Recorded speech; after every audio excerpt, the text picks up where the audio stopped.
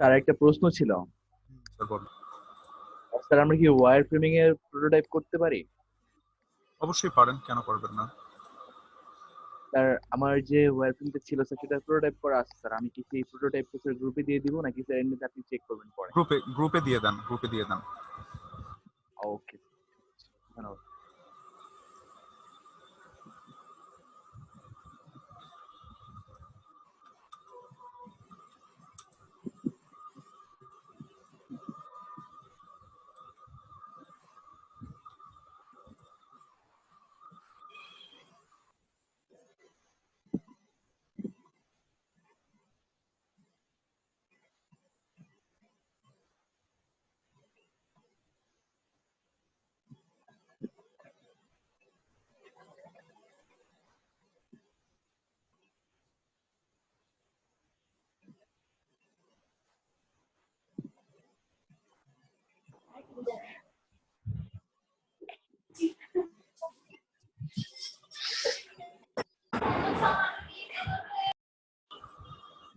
না, আমারটা আসেনি। আচ্ছা গেছে, এখন দেখেন। দেখা যাচ্ছে, স্ক্রিন দেখা যাচ্ছে? হ্যাঁ হ্যাঁ জি স্যার। জি স্যার। ওকে, সো ইউআই ডিজাইন এই পার্সপেক্টিভে যদি আমরা একটু ফার্স্টে কথা বলি, আমাদের বর্তমান যুগের যে ডিজাইনগুলো আমরা করব, এই ডিজাইনগুলো করার জন্য সব থেকে সহজ এবং সব থেকে বেস্ট ওয়েটা যদি আমরা ফলো করতে হয়, যে আমি খুব বেশি পরিশ্রম করব না, আমি চাচ্ছি কি শর্টকাটে কিছু করতে, সেক্ষেত্রে আমাদের জন্য অন্যতম একটা অপশনস ক্রিয়েট করে রাখছে, সেগুলো হচ্ছে ইউআই কিটস গুলোকে ইউজ করার মাধ্যমে। ইউআই কিটস গুলো ইউজ করার মাধ্যমে আমরা কিভাবে ডিজাইন গুলো করতে পারি, যে যেমন আমার সামনে একটা কিটস ডাউনলোড করা আছে, এই কিটসটাকে আমরা ইউজ করে আমাদের বিভিন্ন ডিজাইন, বিভিন্ন পার্সপেক্টিভে আমরা এটাকে কাজে লাগাতে পারি। এখন হয়তোবা আপনার কি হতে পারে যে সে লাইক আপনি সার্চ আইকনটা, আপনার এই সার্চ বারটা, এই জিনিসগুলোকে কিন্তু আপনি কি বারবার ডিজাইন করবেন? আপনি কি বারবার ডিজাইন করবেন? কখনোই কিন্তু করবেন না। আপনি কি করবেন, এই এক্সিস্টিংটাকে বারবার বিভিন্ন পার্সপেক্টিভ, বিভিন্ন কনসেপ্টের উপর বেস করে আপনি কি করবেন, চেঞ্জ করবেন। সব থেকে মজার বিষয় হচ্ছে কি, যে ইউআই ডিজাইন এবং ইউজার এক্সপিরিয়েন্স ডিজাইনের ক্ষেত্রে যখন আমরা ইন্টারফেসটা ডিজাইন করি, তখন আমাদের অলরেডি বিল্ট ইন এলিমেন্টস গুলো থাকেই। আমরা কি করি, জাস্ট সেগুলোকে বেস করে আমাদের যে অ্যাকচুয়াল যে কনসেপ্টটা থাকে সেটাকে আমরা কাস্টমাইজ করি। এখন অনেক সময় দেখা যায় ক্লায়েন্টের বিভিন্ন ধরনের রিকোয়ারমেন্টস থাকে, বিভিন্ন ধরনের ভেরিয়েশনস থাকে। যেমন আমি যদি বলি, মেসেজ পাঠানোর জন্য আপনি আইকন হিসেবে ইউজ করছেন, যেমন এটাকে ইউজ করতেছেন, আবার কিন্তু কি এই আইকনটাকে ইউজ করা যাচ্ছে। দ্যাট মিনস আমার যে ডিজাইন যে এলিমেন্টস গুলো আছে, এলিমেন্টস গুলো কিন্তু ওয়ান বাই ওয়ান, আমি যে এরকম না যে আমার বারবারই চেঞ্জ করতে হয়। কিছু বেসিক জিনিস থাকে যেটা আমরা একদম ফার্স্ট ক্লাসে দেখেছিলাম, যে ফ্যামিলিয়ারিটি। ফ্যামিলিয়ারিটি বলতে কি ছিল, যে মানুষ যেটা দেখে আর কি অভ্যস্ত সেই বিষয়গুলোকে নিয়ে আসা। এখন সার্চ বাটন এটার জায়গায় যদি আমি একটা হারিকেনের আইকন ইউজ করতাম, হারিকেন দিয়েও তো কি মনে হয়, কি বোঝায়, খোঁজা, তাই না? হারিকেন দিয়েও তো কি খোঁজানো বোঝা যায়, তাই না, যে খুঁজতেছি লাইট বা এরকম কিছু, তাহলে সেটা দিলে কিন্তু আমার ফ্যামিলিয়ারিটি হচ্ছে না। তার মানে কি দাঁড়াচ্ছে, যে আমার যেগুলো এক্সিস্টিং আছে সেই জিনিসগুলো নিয়ে কিন্তু আমরা ডিজাইন গুলোকে করতে পারি। এখন যখন আমরা ডিজাইন করি, ডিজাইন করার সময় আমাদের কিছু ফ্যাক্টস আছে। বারবার চ্যাট বক্সে বারবার লিখছেন কে?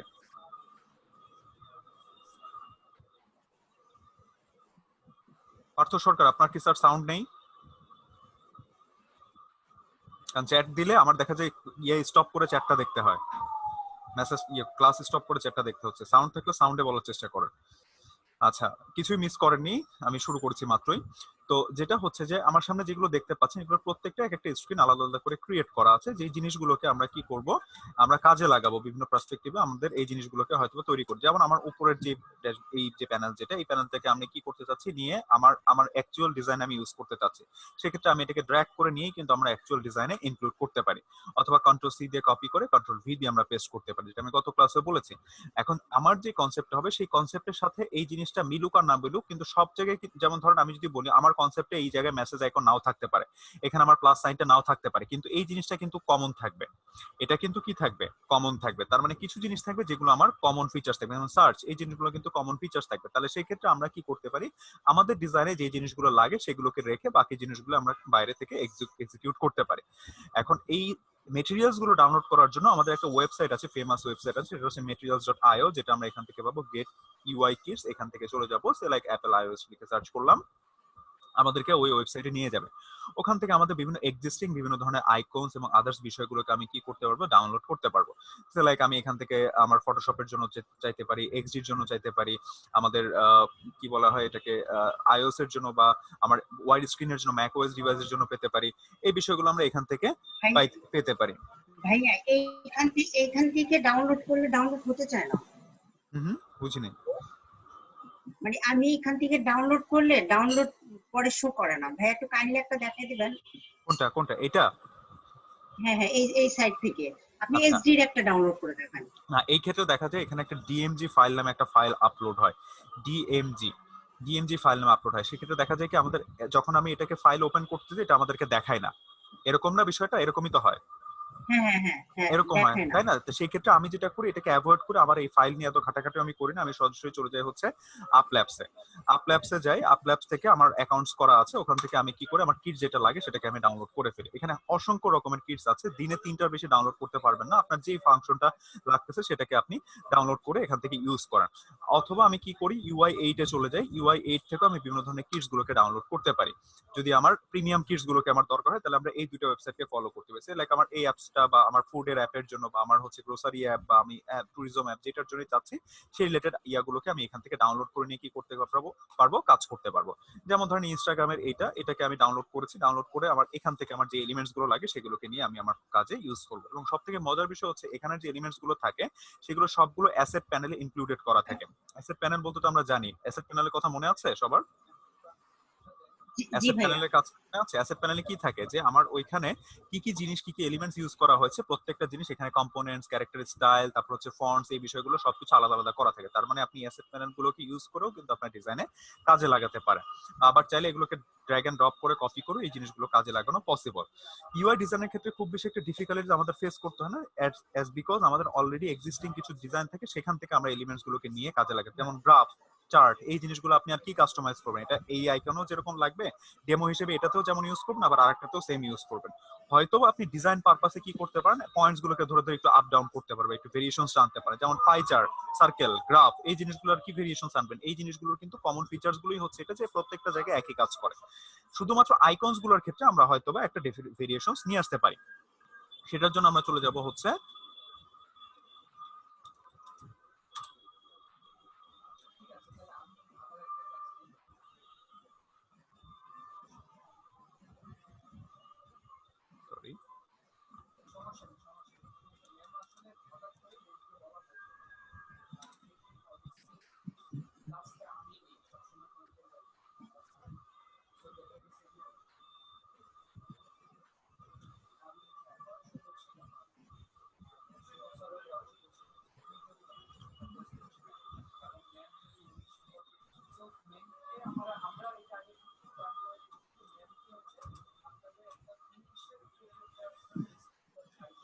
কম্পোনেন্টসে চলে যান।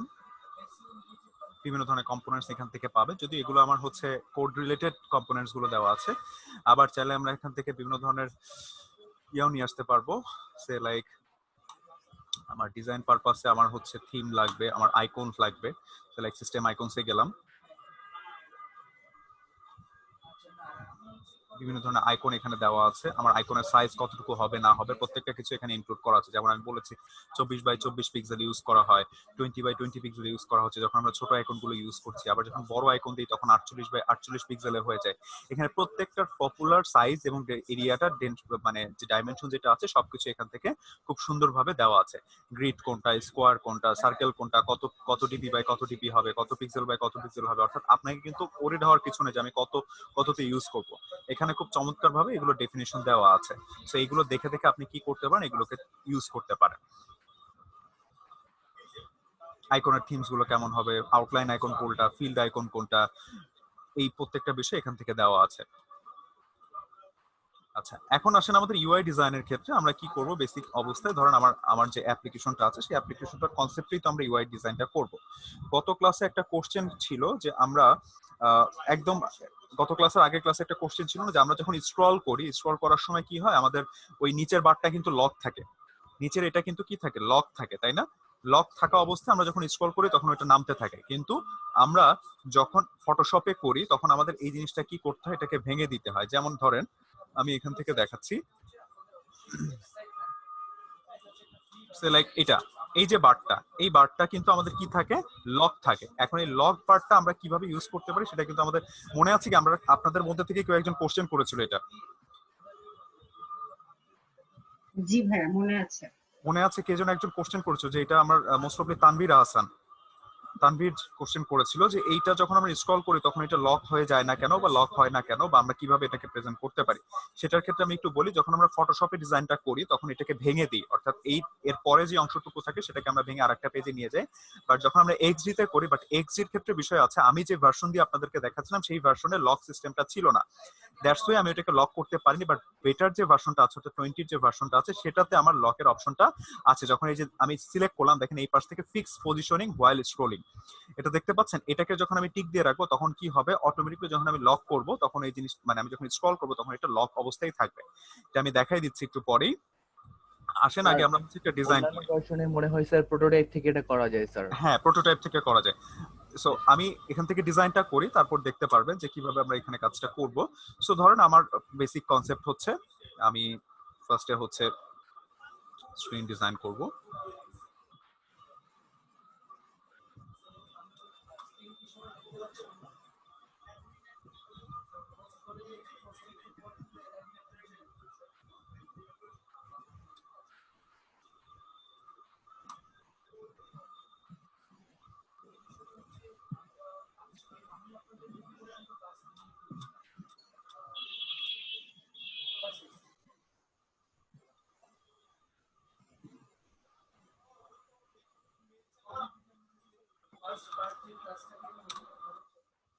এই ডিজাইনটা একটা দুইটা স্ক্রিন করি, তারপর আমি বলছি। হ্যাঁ, এই বাটনের কোনো নির্দিষ্ট মেজারমেন্ট নাই? মেজারমেন্ট বলতে, আপনি যখন বাটনটা নিচ্ছেন, আপনি যদি ফ্রি করেন, ফ্রি হ্যান্ড যদি করেন, যেমন এটাকে আপনি অ্যাটমোস্ট 25 পর্যন্ত আপনি ইয়া করতে পারবেন, যেটা আমি রেডিয়াসটা বলেছিলাম যে 15 থেকে 25, অর্থাৎ আপনি যখন কার্ভ করছেন তখন এটার যে রেঞ্জটা, এটা আপনি হয়তোবা 15 থেকে 25 এই রেঞ্জের মধ্যে রাখতে পারেন। অথবা যদি এটার জন্য যদি আপনার খুব বেশি প্রবলেম হয়, আপনি কি করবেন, এক্সিস্টিং কোনো কিট বা কোনো কিছু থেকে যে সার্চ, যে গোলাকার যে বাটনটা, যেমন এটা, এই বাটনটাকে আপনি নিলেন, নিয়ে দেন আপনার ডিজাইনে আপনি ইউজ করেন, যদি খুব বেশি এরকম প্রবলেম হয়। বুঝতে পারছি বিষয়টা, যে আমার ওরকম ওইটা নিয়ে আলাদা করে সাইজ বা এরকম কোনো কিছু মেনশন করার কোনো দরকার নেই। আমার সাইজটা এতটুকু হতে পারে, আবার চাইলে এতটুকু রাখতে পারি, ইট depends on my design concept. আচ্ছা, সো এটার ক্ষেত্রে যেমন এখানে আমি বসালাম, এখানে এসে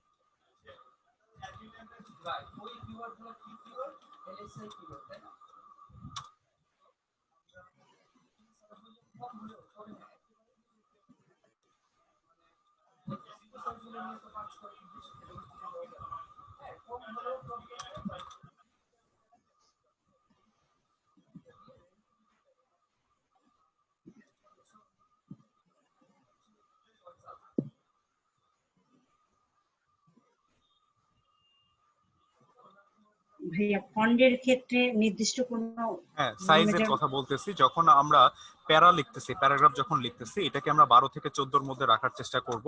আর যখন এটা লিখতেছি তখন আমরা 16 থেকে শুরু করে 24 বা 28 এরকম পর্যন্ত রাখতে পারবো।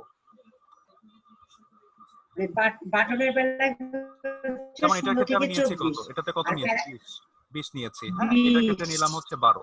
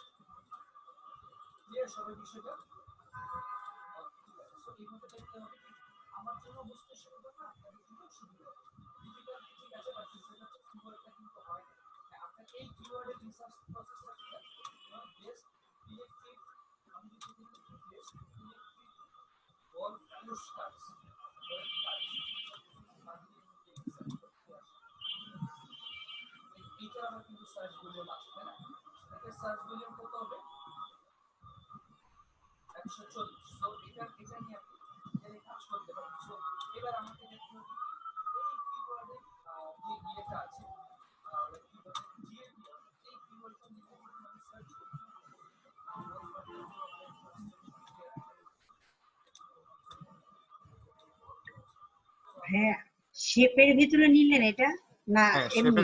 শেপের ভিতরে নিলাম।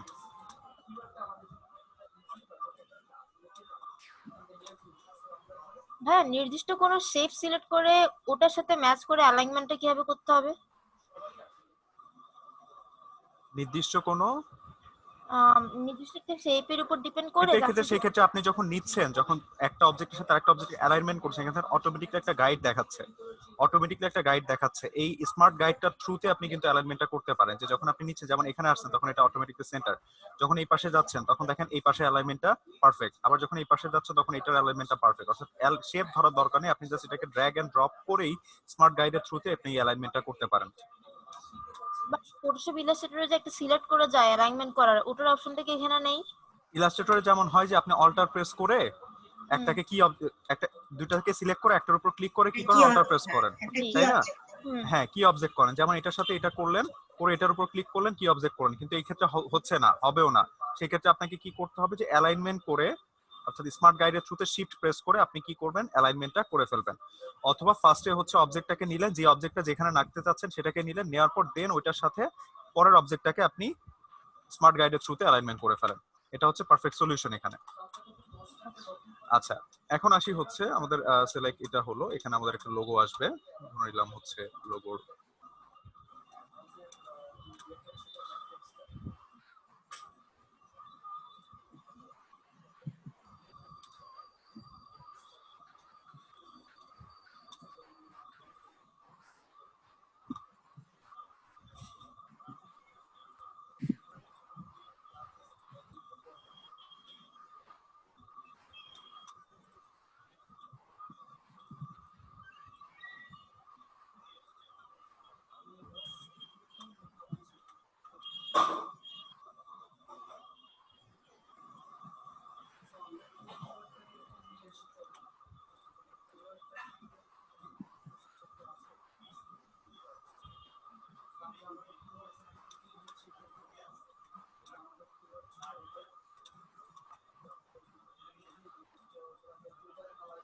ভাইয়া লোগোর ক্ষেত্রে নির্দিষ্ট কোনো ফন্ট যে অথবা নির্দিষ্ট কোনো ফন্ট, জি নির্দিষ্ট কোনো মানে ফন্ট নির্দিষ্ট যদি কোনো হয় তাহলে ফন্ট লোগোর তো সাইজ, আমার আলাদা একটা ক্লাস নিতে হবে। না না ফন্ট সাইজ মানে যেমন ধরেন যদি আমি শুধু মানে টাইপোগ্রাফি বেস করি তাহলে ওইটা কতটুকু, মানে এরকম কোনো নির্দিষ্ট কোনো আছে না? লোগোর ক্ষেত্রে যখন আমরা লোগোটাকে নিচ্ছি, এই লোগোটা তো এক একটা এক এক রকম হয়ে থাকে। যেমন ধরেন এটার ক্ষেত্রে শুধু টাইপোগ্রাফি আছে, আবার যখন আমি নিচ্ছি, হ্যাঁ যখন আমার লাইক ধরে নিলাম হচ্ছে ধরে নিলাম এটা হচ্ছে সিম্বলিক আইকন আছে, সেই ক্ষেত্রে আমাদের নরমাল অ্যাকচুয়াল সাইজ হচ্ছে যদি বলি 48 by 48 পিক্সেল আছে, তারপর হচ্ছে আপনার 128 by 128 পিক্সেল আছে, 96 by 96 ডিপি আছে।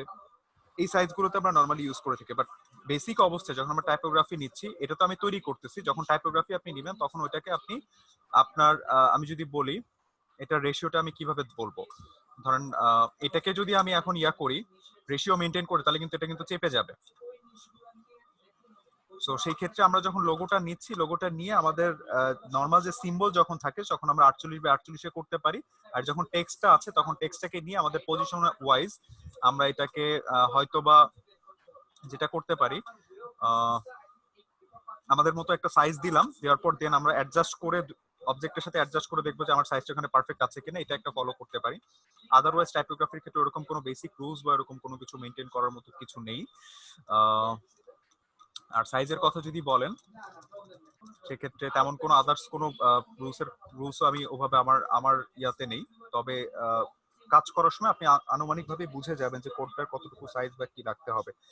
যেমন তখন এখানে যখন আমরা লোগোটা দেখলাম, লাইক ইনস্টাগ্রামের যে লোগোটা আছে কিন্তু একটা টেক্সট, তো এটার জন্য দেখেন 128 বাই 53, কারণ কি এটার ফন্ট সাইজ যেটা সেটার সেই সাইজেই রাখা হয়েছে। কারণ এই এক একটা লোগোর এক এক রকমের সাইজ হবে, ওরকম না। যখন আবার এই আইকনটা নিচ্ছে তখন আইকনের ক্ষেত্রে দেখেন আবার আরেকটা সাইজ আছে 63 by 63। So it depends on your design concept. ওরকম না যে স্পেসিফিক ভাবে আপনাকে বলে দেওয়া যাবে যে এইটার জন্য এই আইকনটা ইউজ হবে, এটার জন্য এই সাইজটা ইউজ হবে। আপনার ডিজাইন পারপাসে কোথাও আপনি বড় করতেছেন, কোথাও ছোট করতেছেন, এটা হচ্ছে ফ্যাক্ট।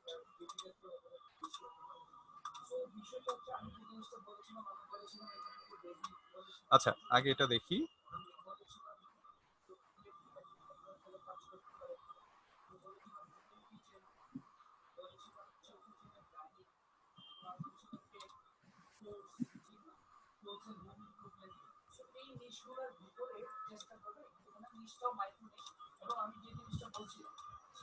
অল্টার প্রেস করে অবজেক্টটাকে কপি করলাম।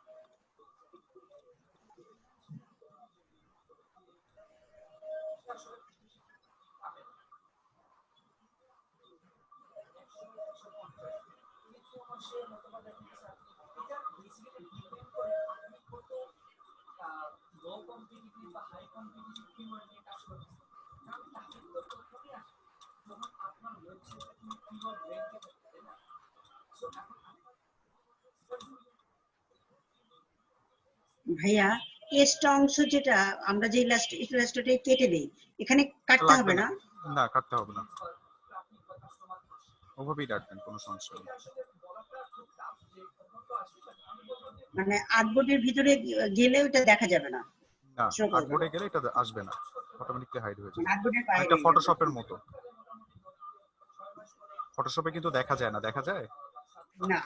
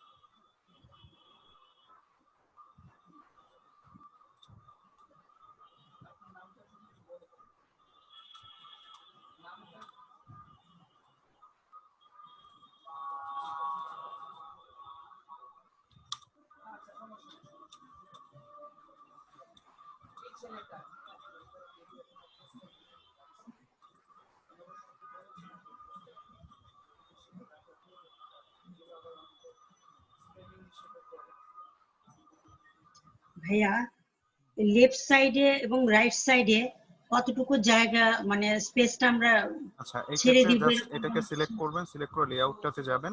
এই যে যে পরিমাণ জায়গা আপনারা গ্রিড পরিমাণ পাচ্ছেন, এতটুকু রাখলেই হবে, এর কমও রাখতে হবে না, বেশিও রাখতে হবে না। মেইন কন্টেন্ট গুলো এর মধ্যে রাখবেন, টেক্সট যে বিষয়গুলো থাকবে।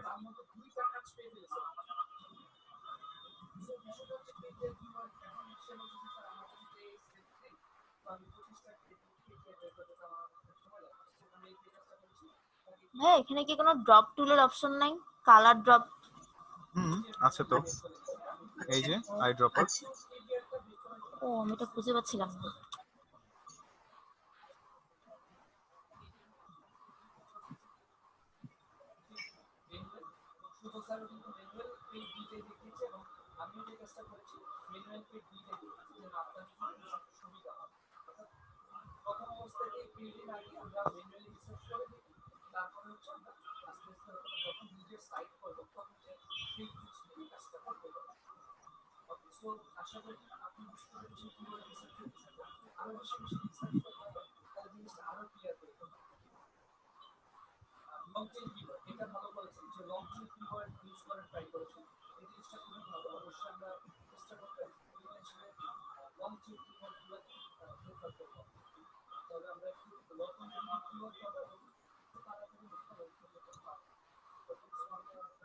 ভাইয়া আমরা কি পিৎজা বেচ ছাড়া অন্য কোথা থেকে নিতে পারবো, না এটা থেকে এখান থেকে নিব? আনস্প্ল্যাশ থেকে আমি এটা প্রেফার করি।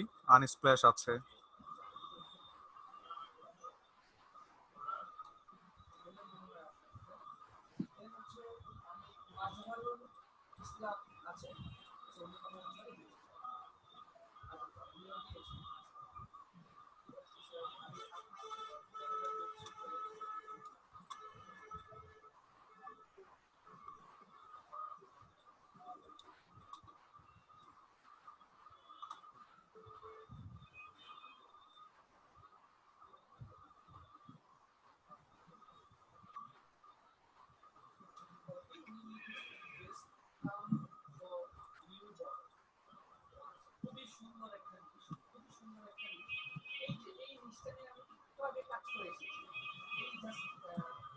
ভাই একটু ছবি ড্র্যাগ করে শেপের মধ্যে কেমনে ঢুকেছেন?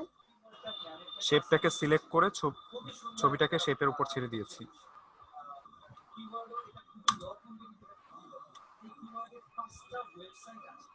ভাইয়া আপনি কাজ মানে আর একটা বলে প্রশ্ন বলে পড়েন, তাহলে আমাদের জন্য অনেক সুবিধা হবে।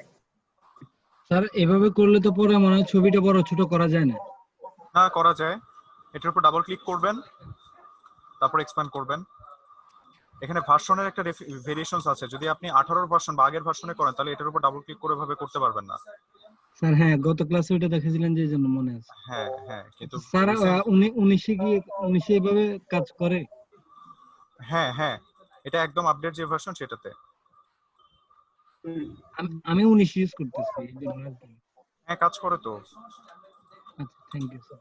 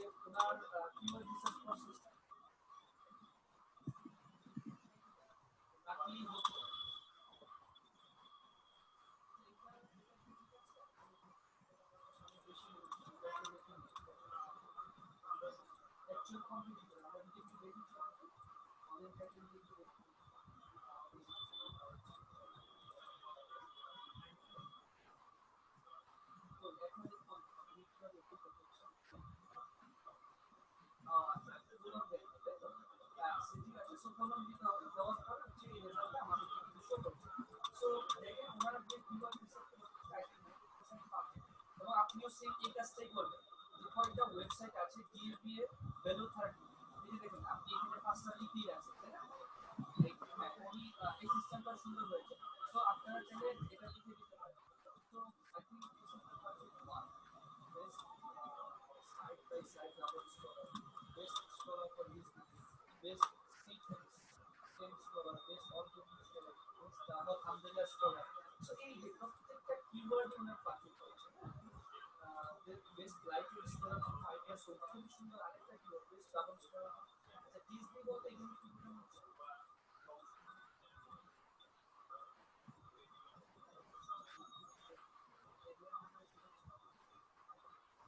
না ঠিক আছে, তাহলে এটাও একটা পারফেক্ট কিওয়ার্ড বলা যায়। যে আমি দেখতে পাচ্ছি মানুষের এটা নিয়ে কাজ করে। ভাইয়া আমি যখন ডাউনলোড করি তো এইটা তো আসে না। কোনটা আসে না? এই যে আই মিন রোবট এটা সিলেক্ট করে দিলেই তো আর আসছে না সরাসরি এটা এক এক ডাউনলোড। এক এক জায়গায় এক এক রকম আসে। কারো সিকিউরিটি চেক চায়, কারো সিকিউরিটি চেক চায় না। আমারটা চায় না, সিলেক্ট করা থেকে চায়। এবং হচ্ছে মোটামুটি সবগুলো কিন্তু আমাদের যে আওতা ছিল এই আওতার ভিতরেই আছে, প্রাইসলি। এবং আপনি এটা ফ্রিতে করেছেন না? সো এটা খুবই ভালো করেছেন, এটা নিয়ে আপনারা চাইলে করতে পারেন। দেন আমরা আর কি আছি, হচ্ছে কি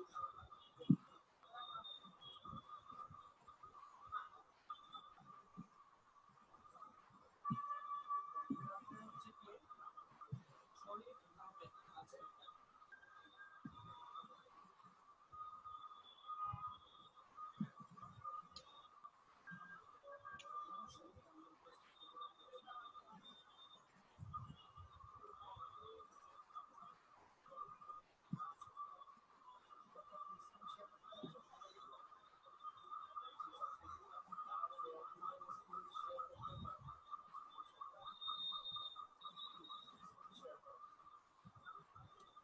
একটা কিওয়ার্ড দেখতে বা কিওয়ার্ডের স্ট্রাকচারগুলো দেখে বুঝতে পারবেন। হ্যাঁ দেখতে পাচ্ছি।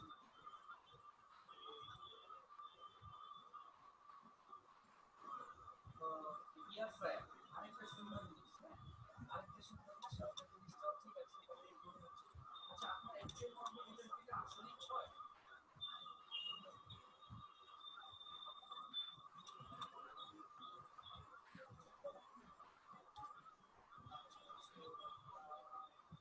আপনি মেবি প্রশ্নবোধক চিহ্ন দেওয়ার পরে 6 পেয়েছেন, তাই না? এই জন্য হয়তো অনেক সময় এটা ছাড়া দিয়ে দেখবেন মানুষ প্রশ্নবোধক নাও দিয়ে দেখতে পারে। সো ডিফিকাল্টি আমি দেখতে পাচ্ছি সবই আমাদের আওতার ভিতরে আছে। তারপর আমি প্রথম কিওয়ার্ডটা পারফেক্ট করেছি। দ্বিতীয় কিওয়ার্ডটা এটা হচ্ছে আপনার আপনাদের হয়তো ম্যাডাম বলেছেন যে সিঙ্গেল প্রোডাক্ট রিভিউ পোস্ট যেগুলো হয় বা কম্পারিজন পোস্ট, এটা হচ্ছে কম্পারিজন পোস্টের ভিতরে যাচ্ছে, তাই না? Then what size your fan for a family of 2, 3, 4, এই সংখ্যাটিকে আপনি চাইলে একটা কন্টেন্ট লিখতে পারেন। সবটা মিলে হচ্ছে একটা ভিতরে হচ্ছে ওইগুলা সাবহেড S2 S3 তে থাকবে, এগুলো লিখতে পারেন। এটা তো সুন্দর। দেন হচ্ছে best air fryer without non stick, খুব সুন্দর একটা কিওয়ার্ড। অ্যাকচুয়াল কম্পিউটার আচ্ছা এটা আমি আমি এটা ডিগ্রি করে দিচ্ছি। আমি একটু আমার স্ক্রিনটা শেয়ার করছি। আপনার কিওয়ার্ডটা কি? Best air fryer without non stick. ভাইয়া এটা আনগ্রুপ করে কি করতে হবে, মানে টেক্সট চেঞ্জ করতে হবে না সরাসরি ওখানে টেক্সট চেঞ্জ করা যায় ডাবল ক্লিক করে? ডাবল ক্লিক করে। আর এটার সবথেকে বড় সুবিধা হচ্ছে আপনার যদি আগে থেকে টেক্সট করা থাকে নোটপ্যাডে, সেটাকে নিয়ে এসে এখানে ছেড়ে দিলেই আপনার অটোমেটিকলি রিপ্লেস হয়ে যাবে। অনেক জায়গাটা কত দিয়েছে?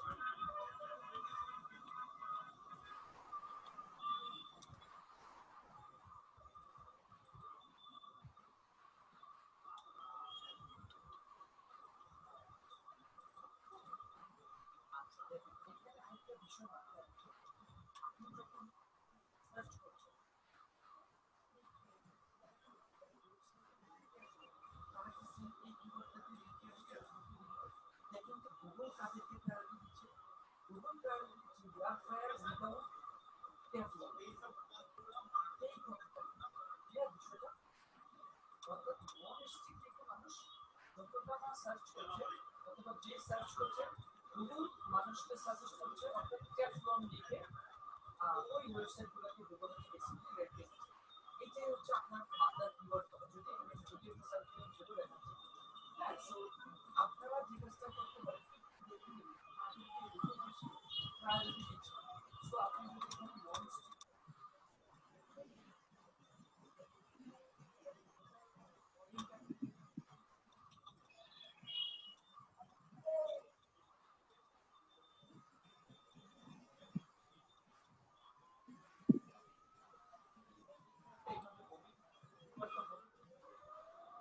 এইরকম air fryers without Teflon, air fryers without Teflon দেখতে পাচ্ছেন?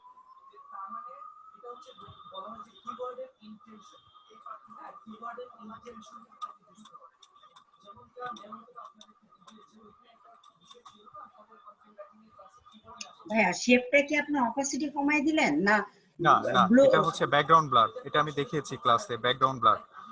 ব্লার করে ফেলবো এটাকে, পিছনে যা থাকবে সেটার উপরে অবজেক্টটাকে এটাকে ব্লার করবে। এটা অ্যামাউন্টটাকে কমাতে বাড়াতে পারবে, এটা হচ্ছে কতটুকু ডার্ক করবে কতটুকু লাইট করবে, আর এটা হচ্ছে অপাসিটিটা, এই কালারের অপাসিটিটাকে নির্ধারণ করবে। যারা বিভিন্ন ধরনের ইনফরমেশন দিয়েছে যে ধরেন হচ্ছে সিম্পটম কোজেস এইসব নিয়ে যারা লিখেছে তাদের কি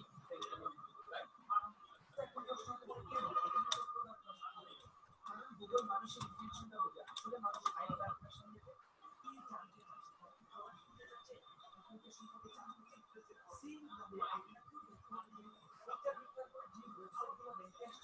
তারা কি আসলে এটা নিয়ে কাজ করতেছে দেখেন আমরা দেখতে পাচ্ছি গুগল সব ওয়েবসাইট যা দেখে এটা হচ্ছে ট্যাফলন উইদাউট ট্যাফলন মানে বোঝা যাচ্ছে যে এইটা লিখলেও মানুষকে গুগল ট্যাফলনটাকে সাজেস্ট করে।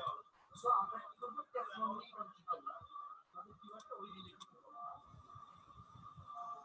ক্লিয়ার বিষয়টা?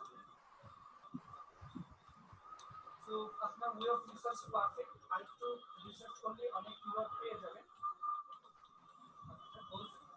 আমরা দেখেছি দেন যে আসতেছে সেটা হচ্ছে রশিমতি। আচ্ছা রশিমতি, আচ্ছা উনি হয়তো বা নাই, তারপর আমরা ওনার জন্য দেখতে চলেন। আচ্ছা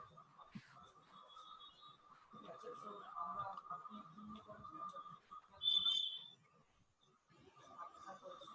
রাইস কুকার। ওকে, শুধু আরেকটা বেস্ট জাপানিজ রাইস কুকার, ঠিক আছে।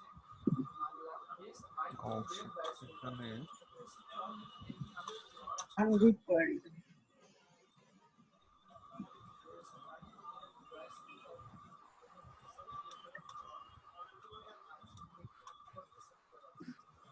ফিচার সিকিউরিটি ওয়েবসাইট আসছে আমরা বেস্ট মাইক্রোওয়েভ রাইস কুকার স্লাইডটা দেখে বুঝা যাচ্ছে best microwave rice cooker.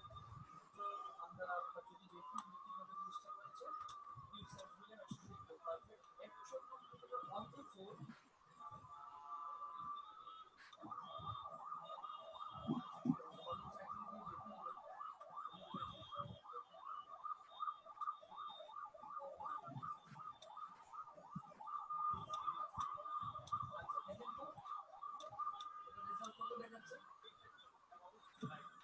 Netflix কি বোঝা যাচ্ছে বলেন তো? আপনি একটা এজিআরপি পেয়ে গেছেন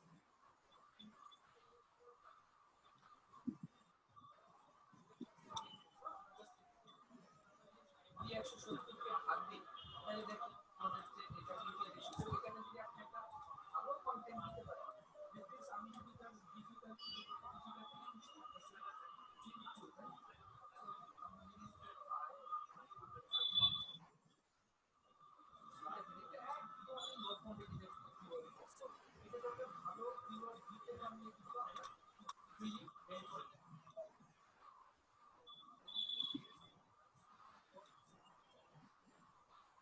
এটা দিলেন না ওয়ার প্যাটার্ন এটা দেখছেন ওয়ার প্যাটার্ন এটা তো একটা ওয়েবসাইট এটা কিন্তু আপনার আচ্ছা এটা হবে না কারণ হচ্ছে এটা একটা ওয়েবসাইট ওয়ার প্যাটার্ন আমি দেখিয়েছিলাম মনে হয় আপনাদের যে বাংলাদেশের সব ওয়েবসাইট আছে যারা সব ধরনের নিশ নিয়ে কাজ করে।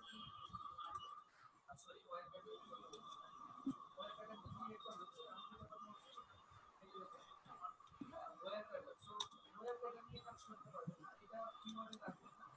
আপনার এই কিওয়ার্ডটা খুব সুন্দর হচ্ছে, আমরা যদি এটা লিখি বেস্ট প্রাইস, এখানে জাস্ট আইকন হবে ফেসবুক, ইউটিউব বা ইয়ার বিভিন্ন ধরনের আইকন কনসেপ্টের উপর বেস করে এখানে আমরা চেঞ্জ গুলো করব।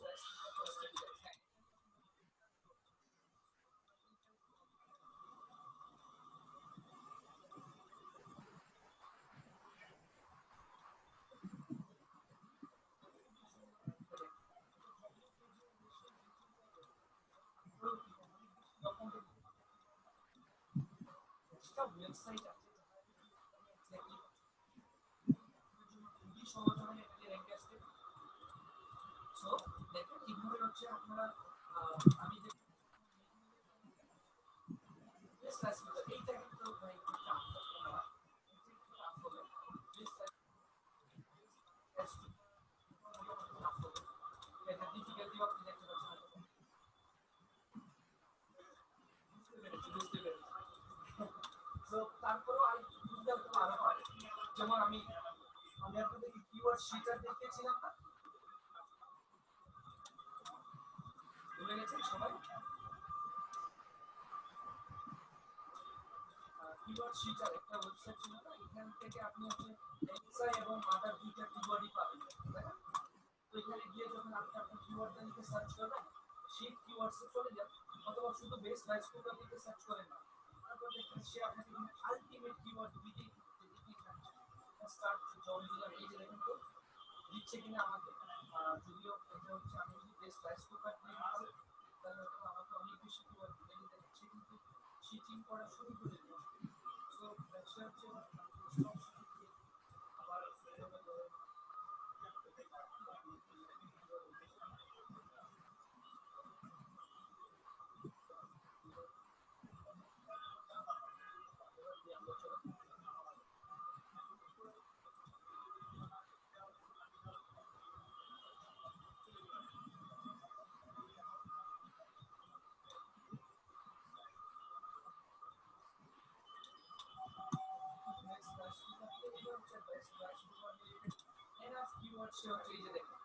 দেখতে পাচ্ছেন এখানে আপনি যতক্ষণ না অফ করবেন ততক্ষণ এটা বিপ, হ্যাঁ হ্যাঁ ঠিক আছে। সো আমরা ডাউনলোড করার কিছু না, এটা জাস্ট এখান থেকে কপি করে নেবেন, তাহলেই তো হলো, তাই না?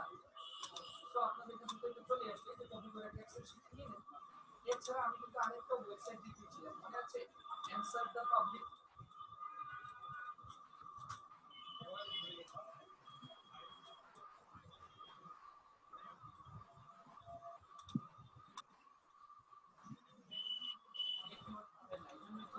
খুব বেশি কিওয়ার্ড পান না, এই যে দেখেন আমি বেস্ট রাইস কুকার লিখে যখন সার্চ করলাম, অ্যানসার দ্য পাবলিক আসলে দেখেন হিউজ অ্যামাউন্ট অফ কিওয়ার্ড সে আমাকে সার্ভিস করছে, অ্যানসার করছে।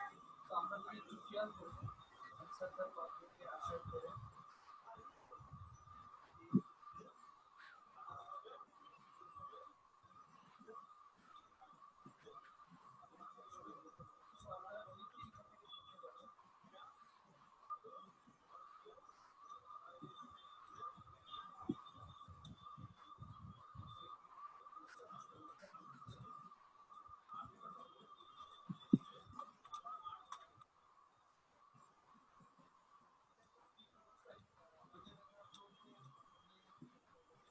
এটা থেকে আপনারা চাইলে কিন্তু দেখতে পাবেন, এটা দেখবেন যে আপনাদেরকে বিভিন্ন ধরনের গ্রাফিকের ছবি দিয়ে দিবে, তো আপনি চাইলে এটা ডাউনলোড করতে পারবেন। সো কিওয়ার্ড রিসার্চের জন্য আপনাদেরকে অনেকগুলো টুলস দিয়ে দিচ্ছি, তাই না? অনেকগুলো টুলস। সো সবগুলো টুলসই কিন্তু আপনারা চাইলে ইউজ করতে পারেন। আমি একটু টুলসের কথা লিস্ট দিয়েছিলাম আপনাদের এখানে, সো আমি লিস্টও দিয়ে দিয়েছিলাম। সো আই থিঙ্ক আমি এখানে আরো একটা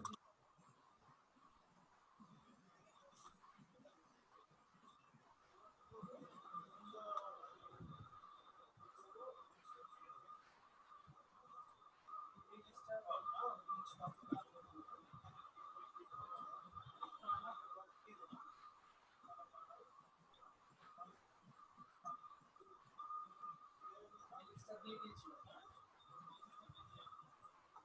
আচ্ছা এই যে এটা মানে এটা দিয়েছি কিন্তু আসলে এইভাবে সাজায় দেয়নি আর কি বিষয়টা। তো আমি এখানে ফ্রি তো আমি হচ্ছে ফ্রি টুলস গুলোর একটা লিস্ট এখানে দিয়ে দিচ্ছি এবং পেইড টুলস লিস্টটা দিয়ে দিচ্ছি, ঠিক আছে? তো এটা আমি আপনাদের গ্রুপে এখন পাবলিশ করে দিচ্ছি। সো আপনারা যারা ফ্রিতে কিন্তু চাইলে অনেকগুলো কিওয়ার্ড চাইলে ইজিলি রিসার্চ করে নিতে পারবেন। ঠিক আছে, সো আমরা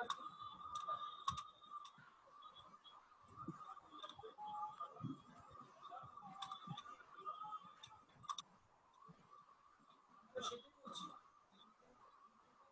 আমি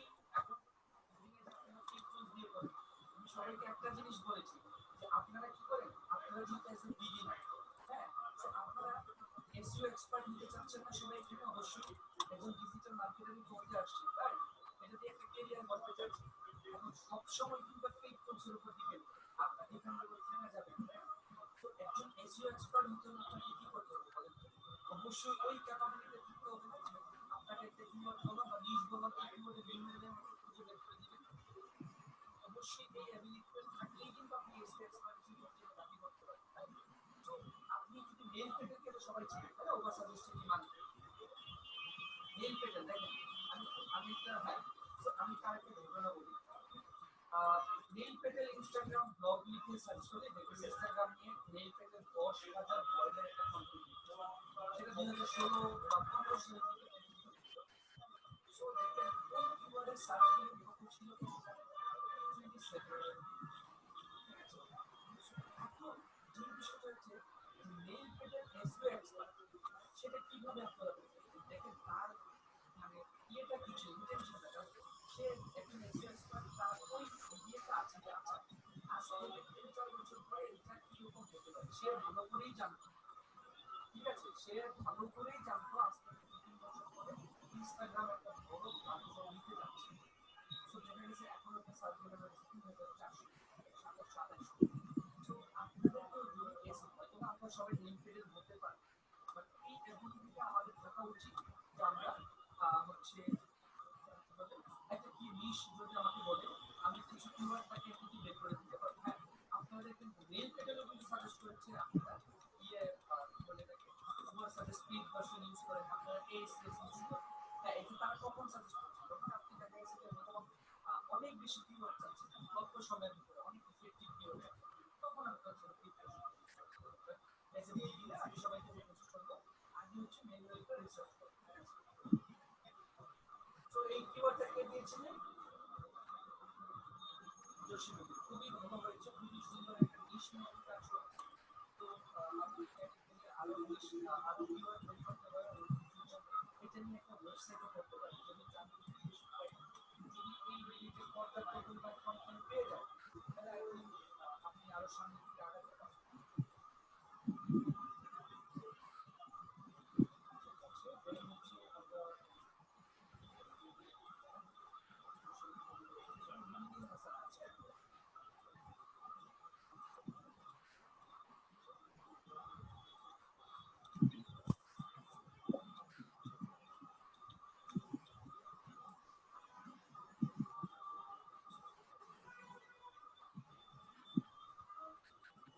আপনি হচ্ছে হেলমেট নিয়ে কাজ করেছেন,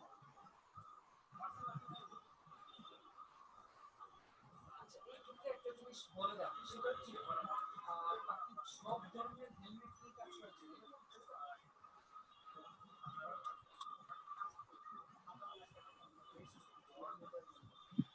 আচ্ছা এই যে দেখুন ওনার একটা জিনিস কিন্তু যে জিনিসটা করেছে জিপিএ কম আছে কত ওয়েবসাইট এটা লিখে দিচ্ছে, এটা করতে পারেন। এটা ডিফিকাল্টি 23 শিওর।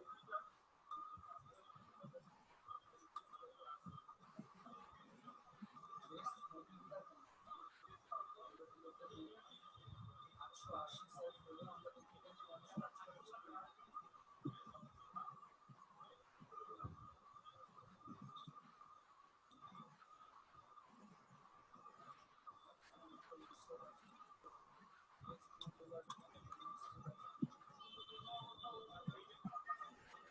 স্যার এখানে আইকন গুলোর সাইজ গুলো কিভাবে মেজার করতেছেন, মানে সবগুলো একই সাইজের হতে হবে না?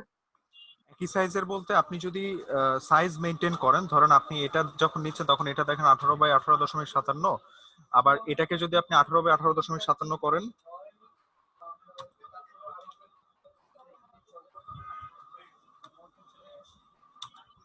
এটা চ্যাপ্টা হয়ে যায়। তো এক একটা আইকনের সাইজ এক এক রকম হয়ে থাকে। সেই ক্ষেত্রে আমরা যেটা করি সেটা হচ্ছে যে ওই একটা স্কোয়ার বক্স নেই, সেই সাইজটাকে ধরেন আপনি এটা নিচ্ছেন হচ্ছে 20x20 ফর এক্সাম্পল, 24x24, ধরে নিলাম 20x20 নিলেন। এইটার মধ্যে আমি এর আগেও দেখাইছি, এটার মধ্যে আপনি কি করবেন, এটার ফিল্ড অফ করে দিবেন, এটার মধ্যে ওই আইকনটাকে ফিট করবেন, তাহলে আর প্রবলেম হবে না। এভাবে করে প্রত্যেকটা আইকনের ক্ষেত্রে জাস্ট এটা ডেকোরেশনসটা করবেন, এর বাইরে আর নিবেন না, তাহলে আর প্রবলেম হবে না। এক একটা আইকন এক এক রকমের সাইজ, আপনি সবগুলোকে সেম আইকন সাইজে রাখতে পারবেন না।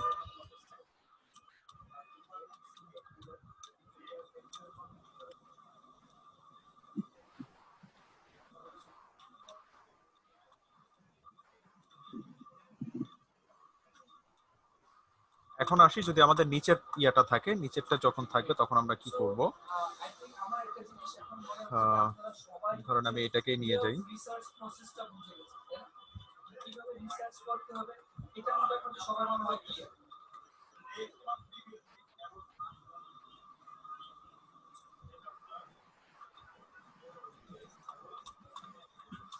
এখন এইটা যখন আমরা প্রোটোটাইপ করি, প্রোটোটাইপের সময় আমাদের ধরেন আমার ভিউ পয়েন্ট হাইট আছে, ভিউ পয়েন্ট হাইট বলতে কি আমরা অলরেডি জানি যে আমার স্ক্রল করে কতটুকু নিচে নামবে সেটা। তো এখন সেটা যদি হয় তাহলে আমরা ফার্স্টে যেটা করি, যদি ফটোশপে হয় তাহলে আমরা কি করি, এইখানে এই জিনিসটা রাখি, পরের স্ক্রিনে যে আমরা এটাকে ভেঙে দিই, ভেঙে এইখানে বাকি অংশটুকুকে আমরা ইয়া করে দিই, ডিজাইন করে দিই। আর যদি এই ক্ষেত্রে হয় তাহলে যেটা করি যে এটাকে আমরা বাড়াই, বাড়ানোর পর দেখেন এখান থেকে একটা লাইন দেখা যাচ্ছে, এই লাইনটা কি করে যে ওই জায়গা থেকে স্ক্রলটা কোন জায়গা থেকে হবে সেটাকে ডিফাইন করে। এই যে ভিউ পয়েন্ট হাইট যেটা আছে সেটা আপনি এখান থেকে কন্ট্রোল করে দেন। সে লাইক আপনি হচ্ছে এখান থেকে দিলেন যে আমি যখন এখানে ইয়াতে যাচ্ছি, দেখেন নরমালি যদি আমার এটা না থাকে তাহলে কি হবে, আমি যখন এটা থেকে প্লে দিচ্ছি এখানে কিন্তু আমার কোনো স্ক্রল বাটন নেই, স্ক্রলের কোনো অপশন নেই। কিন্তু যখন আমি কি করি ভিউ পয়েন্ট হাইটটা দিচ্ছি তখন এখানে আমার স্ক্রলের অপশনটা আসতেছে, এই যে ভিউ পয়েন্ট হাইট যেটা। এখন এটাকে চাইলে আমি কি করতে পারি, কমাতে বাড়াতে পারি, যে তাহলে কতটুকু কত দিব ভাইয়া ভিউ পয়েন্ট? এটা নরমাল যে স্ক্রিন সাইজ সেই সাইজেই রাখবো, যেটা যে স্ক্রিন 312 যেটা 875 যেটা সেই সাইজেই আমরা রাখবো। রাখার পর এরপরে বাকি কন্টেন্ট গুলো তো এখানে আসবে, সেলাই বাকি কন্টেন্ট এখানে আসছে এরকম, এটাতে আসছে এরকম। এখন আমি যখন স্ক্রল করব তখন কি হবে দেখেন, সরি এটা না, এই স্ক্রিনে যখন আমি স্ক্রল করব, এটাকে যখন আমি স্ক্রল করি তখন কি হচ্ছে, এটা উপরে চলে যাচ্ছে তাই না, কিন্তু এটা তো নরমালি কি থাকে নিচে থাকে, কিন্তু এটা লক থেকে কিন্তু নিচেরটা দেখা যায়। এটা এরকমই একটা কোশ্চেন ছিল। সো এই কোশ্চেনটার অ্যান্সার হচ্ছে যখন আমরা এটা করি, করার সময় এখান থেকে ফিক্স পজিশন হোয়েন স্ক্রলিং এটাকে টিক দিয়ে দিব, দেন আমরা যদি প্লে করি দেখেন আমার ওইটা ওই জায়গায় আছে, বাকিটা কিন্তু দেখাচ্ছে। বুঝতে পারছি? আমি এটা ক্লিয়ার হচ্ছে না ভাইয়া। স্ক্রিনে হচ্ছে ফিক্সড করে দিলেন ওটা পজিশনটা। হ্যাঁ স্ক্রিনে ফিক্স করে দেন। দেখেন এই যে ড্রপ ডাউন যে মেনুটা, এই যে বাটনটা, এই বারটা কি করতেছেন আপনি, যে এটা তো আমার ডিজাইনে থাকবে। এখন ডিজাইনার যখন করবেন আপনি, আপনার পেজটা যে শুধুমাত্র এতটুকু হবে তা কিন্তু না, যেমন ই কমার্সের ক্ষেত্রে আরো লেন্দি হবে। ই কমার্সের ক্ষেত্রে এই পেজটা সে লাইক আমার এখানে আরো ক্যাটাগরিজ আসবে, আরো বিষয় আসবে, সেটা অনেক বড় হতে পারে, লেন্দি হতে পারে, এরকম হতে পারে। যে আমি ফেসবুকের কথা যদি বলি, ফেসবুকে কি এটার কোনো লিমিট আছে? এই হাইটটার কিন্তু কোনো লিমিট নেই, এটা কি আছে আনলিমিটেড। আমি যত স্ক্রল করি ততই নামতে চাই, কিন্তু স্ক্রলের সাথে সাথে কিন্তু আমার এই অপশনস গুলো কিন্তু নামবে না, এগুলো নামবে, এগুলো কিন্তু নামবে না। তাহলে এগুলোকে আমার কি করে দিতে হবে, লক করে দিতে হবে। তাহলে লক করার সিস্টেমটা কি, আপনি জাস্ট এটাকে সিলেক্ট করে এখান থেকে ফিক্স পজিশন হোয়াইল স্ক্রলিং, ওই জিনিসটা স্ক্রল করার সময় কি থাকবে, ফিক্স থাকবে, ওইটা নড়বে না, বাকি সবগুলো দেখাবে। এখন ধরেন আমার ডিজাইন পারপাসে এখানে আছে হচ্ছে এরকম এরকম লেখা টেখা অনেক কিছু আছে। সো আমি যখন এটাকে প্লে দিচ্ছি তখন তখন কি হচ্ছে দেখেন, স্ক্রলের সাথে সাথে কি এটাও কিন্তু উপরে উঠে চলে যাচ্ছে না, কিন্তু হাসিনা পারভিন ম্যাডাম এটা কি উপরে উঠবে না লক থাকবে? ওই বারটা তো লক থাকছে। আমার কাছে কনফিউশন এটা হচ্ছে যে আপনি যে নিচে যে মানে শেপটা নিলেন, ঠিক আছে, মানে বাড়ালেন, ওই জায়গায় কি কোনো আমাদের ডিজাইন করতে হবে? হ্যাঁ অবশ্যই, ওখানে তো আমার ডিজাইন থাকবে, ওখানে তো আমার টেক্সট বা যে ডিজাইনগুলো দরকার ততটুকু আপনি দেখাই দিলেন। এখানে আপনার যতটুকু হাইট দরকার হচ্ছে ততটুকু নিয়ে আপনি সেটার মধ্যে ডিজাইন দেখালেন, স্ক্রল করে অতটুকু আসবে। আমরা যেমন অনেক সময় দেখি না যে আর্টিকেল যে পেজগুলোতে থাকে, আর্টিকেল যেখানে লেখা থাকে সেটার সময় অনেক সময় কি এই পর্যন্ত হয়, নিউজ যখন আমরা পড়ি তখন কি করে আমরা নিচে পর্যন্ত আসতে হয়, তাই না? তাহলে অতটুকু এরিয়া কভার করার পর আমার যে অপশনটা থাকবে এটাকে তো আমি সাথে সাথে এটার সাথে সাথে মুভ করাতে পারবো না, আমাকে কি করতে হবে, এটাকে লক করে রাখতে হবে। সো দ্যাটস ওয়াই আমরা কি করি, এইটাকে এইভাবে স্ক্রলিং না করে আমরা এই জায়গাটাকে ফিক্স করে দিই, এই জায়গাটাকে ফিক্স করে দিই। তখন আমি যখন স্ক্রল করি তখন এর নিচে ধরেন আপনি নিউজ পত্রিকা পড়তেছেন, পত্রিকার সাথে সাথে এটাও যদি উপরে উঠে তাহলে তো হলো না, আমাকে এটা লক করে দিতে হবে। তখন আমি এটাকে নিচে নিয়ে আসতেছি, মানে এটাকে লক করতেছি কিন্তু আমার বাকি জিনিসগুলো স্ক্রল হচ্ছে, স্ক্রলেবল। ভাইয়া আমার মানে আমরা যে পেজ করছি ধরেন হচ্ছে আমরা 35টা পেজ করলাম, হ্যাঁ আমাদেরকে এটা খুলে দিতে হবে? হ্যাঁ, যদি আপনার স্ক্রিনের হাইটটা হয় এতখানি তাহলে আপনাকে এই আর সেখানে যদি এই জিনিসটা থাকে তাহলে সেটাকে লক করে দিতে হবে। মানে স্ক্রল করে যদি নিচে নামার অপশন থাকে তখন আমার ওটা করতে হবে। হুম হুম। খুব মানে প্যাচালো এই জায়গাটা। না পেঁচানোর কিছু নেই, জাস্ট এখানে যখন ধরেন আপনি এখন ফেসবুকের অ্যাপসটাতে যান, অ্যাপসটাতে গেলে দেখবেন কি আমি যত স্ক্রল করছি তত নিচে নামতেছে, তাই না? নিচে নামছে, হ্যাঁ নিচে দেখেন নামছে। আমার ওই ফোনের কিন্তু কি আছে, 3টা নেভিগেশন বাটন আছে ফোনের নিচে, 3টা নেভিগেশন বাটন। এখন ওইটাও যদি আমার স্ক্রলের সাথে সাথে উপরে উঠে যেত তাহলে কি হতো? হ্যাঁ হ্যাঁ হ্যাঁ, ওটা তো না, ওটা তো ফিক্স থাকবে। ওইটা ফিক্স থাকবে, ওই জিনিসটাই আমরা ফিক্স করে দিচ্ছি। আচ্ছা, তো এই তো। আর আরো স্ক্রিন করলে আরো স্ক্রিন করা যাবে, এরকম করে আরো স্ক্রিন করতে হবে। তো এই হচ্ছে আমাদের বলতে গেলে যে মোবাইল অ্যাপ্লিকেশন ডিজাইনের মোটামুটি যতটুকু গাইডলাইন দরকার হয় অ্যাকর্ডিং টু মডিউল সেটা আমরা দেখালাম। সো এখন আপনাদের পালা হচ্ছে এগুলো প্র্যাকটিস করা। এগুলোর মকআপটা আমাদের আজকের ক্লাসের টপিক, মকআপ এন্ড প্রোটোটাইপ হচ্ছে নেক্সট ক্লাসের টপিক। তো প্রোটোটাইপিং এর যে বিষয়টা আছে, কিভাবে লিংক করব, কিভাবে কত ইয়া রাখবো না রাখবো, এই জিনিসগুলো আমরা নেক্সট ক্লাসে দেখব। স্যার আমাদের তো ওয়েব টেমপ্লেটের মকআপ আর প্রেজেন্টেশনও তো দেখানো হয়েছিল না স্যার। ওয়েব টেমপ্লেটে মকআপ দেখাইনি স্যার, দেখানো হয়নি। না স্যার দেখানো হয়নি। আচ্ছা ঠিক আছে, মোবাইল অ্যাপ্লিকেশন আর এটার মকআপ একসাথে আমি দেখাই দিব না, ওটা সমস্যা নাই। এখন বলেন যে এটা বোঝা গেছে কিনা বা এটা এরকম কাজ করা যাবে কিনা। আশা করি করা যাবে, অলরেডি আপনারা সবাই কাজ কাজ কাজ করেওছি অনেকে। করা যাবে স্যার, একটু সময় লাগবে।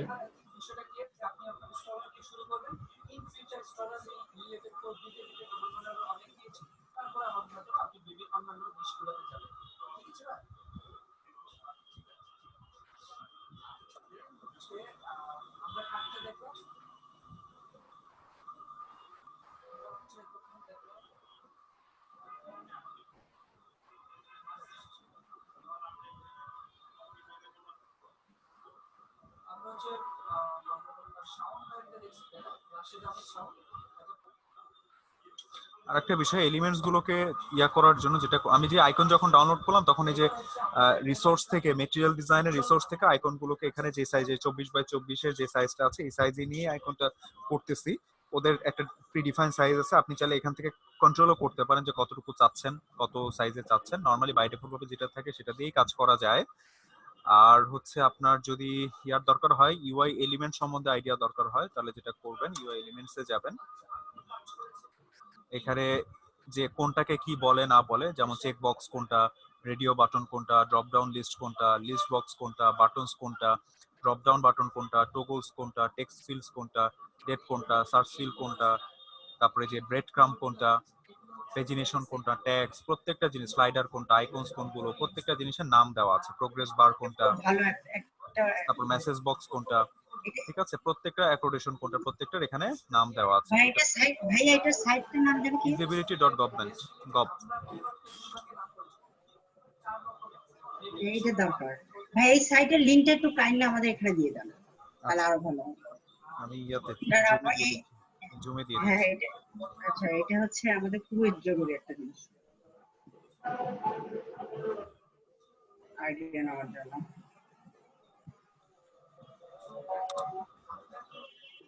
জুমে দিয়ে দিচ্ছি। আর এলিমেন্টস গুলোকে 4টা ভাগে ভাগ করা হয়, এটা একটু এখান থেকে মনে রাখতে পারেন যে একটা হচ্ছে ইনপুট কন্ট্রোল, একটা হচ্ছে নেভিগেশনাল কম্পোনেন্টস, একটা হচ্ছে ইনফরমেশনাল কম্পোনেন্টস, আর একটা হচ্ছে কন্টেইনার্স। কোনটার মধ্যে কি থাকে সেটাও এখানে বলা আছে। ইনপুট কন্ট্রোলস এর মধ্যে থাকে check box, radio buttons, drop down list box, এই জিনিসগুলো। নেভিগেশনালের মধ্যে এই জিনিসগুলো থাকে, ইনফরমেশনালের মধ্যে এই জিনিসগুলো থাকে, কন্টেইনার্স এর মধ্যে এই জিনিসগুলো থাকে।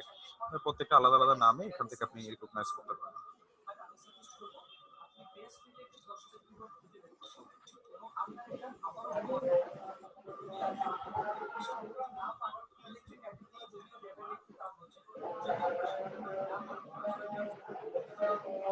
ঠিক আছে, সবাই দেখেন, একটু নিজেদের থেকে কাজ করেন। এদিকে রিয়াজুল করিম সাহেব আছেন?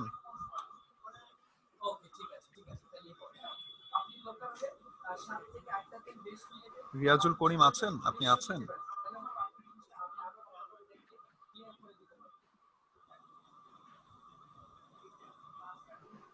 রিয়াজুল করিম স্যার কি শুনতে পাচ্ছেন কিনা?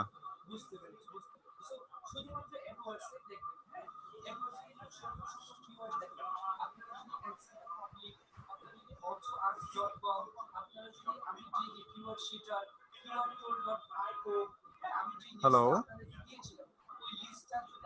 হ্যাঁ ভাইয়া, রিয়াজুল সাহেব কি আছে? উনি কি শুনতে পাচ্ছেন? উনি তো মিউট আছে। ক্লাসে আছে উনি? রিয়াজুল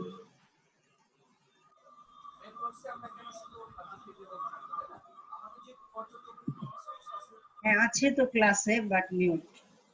মিউট আছে। আচ্ছা, ভাইয়া হ্যাঁ, আমরা যখন ডিজাইন করব, এই ধর হচ্ছে যে আমি যেরকম করেছি যে 1 2 3 এরকম আমরা 35টা পেজ করেছি, এইভাবে আমরা পেজটা সাজাবো। মানে আমার আচ্ছা ভাই ঠিক আছে, আমি একটু পরে নিজে একটু বুঝে নেব পরে। না বলেন, সমস্যা নেই, বলেন। হ্যাঁ মানে আমার এই শুধু এই যে স্ক্রোলিং এর ব্যাপারটা একটু মাথার ভিতরে কেন ঢুকছে না আমার জানি। আচ্ছা, স্ক্রলিং এর যে বিষয়টা, এটা দেখেন, মানে এইখানে এইটুকু বুঝেছি, কিন্তু আমি আপনি যে মানে টেনে মানে যে আপনি মানে স্ক্রিন সমান আরো বড় করলেন, তখন আবার যে ওই বললেন যে ওইখানে নিজে ডিজাইন করতে হবে, আমি তা করবো কারণ আমি তো প্রথমে আর্টবোর্ড ধরেন 35টাই নিয়ে নিলাম, নিয়ে আমি একটা একটা করে ডিজাইন করলাম। ধরেন আমার ডিজাইনের পেজ হবে এত বড়, কারণ কি আমার এখানে একটা কন্টেন্ট আছে, সেই কন্টেন্টটা আমি একবারে দেখাবো। ও ভাইয়া এবার আমি বুঝেছি বুঝতে পারছি। তখন আমাদের হ্যাঁ এটা এখন মাথায় ঢুকেছে। আচ্ছা আচ্ছা আচ্ছা, মানে ওই পেজটা, ওই পেজের ক্ষেত্রে আমার এটা করতে হবে, এই তো ভাইয়া। মানে ধরেন সে ফর এক্সাম্পল আপনি যে ডিজাইনটা করলেন 3 নাম্বার পেজে আমার আরো শো করতে হচ্ছে, দেন আমার এই কাজটা করতে হবে। আচ্ছা ভাই আমি এখন 100% ক্লিয়ার, মানে আমি মাথায় যখন যে ঢুকছে না। গ্রোসারি অ্যাপের আইটেম দিব তখন স্যার এভাবে করে দিতে হবে, তাই না স্যার? হ্যাঁ, যে গ্রোসারি হতে অনেক আইটেম। হ্যাঁ, অনেক আইটেম থাকবে, তখন এগুলো স্ক্রল। হ্যাঁ হ্যাঁ হ্যাঁ, এইবার বুঝতে পারছি ভাই। তাহলে আমার ডিজাইন পারপাসে আমার যতটুকু লাগবে হাইট, সেটা সেটার উপর ডিপেন্ড করবে। হ্যাঁ হ্যাঁ হ্যাঁ,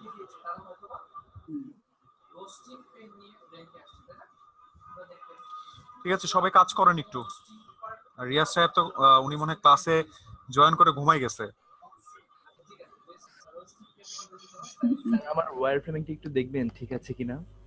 হ্যাঁ স্যার, আপনি শেয়ার করেন স্ক্রিনটা। স্যার শেয়ার দিচ্ছি আপনি।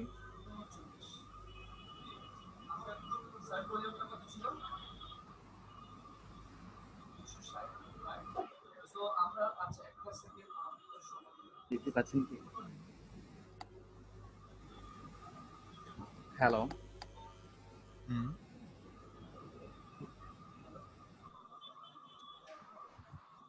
স্ক্রিনগুলো একটু এলোমেলো হয়ে আছে স্যার, লেফট থেকে রাইটে গেছে আর কি।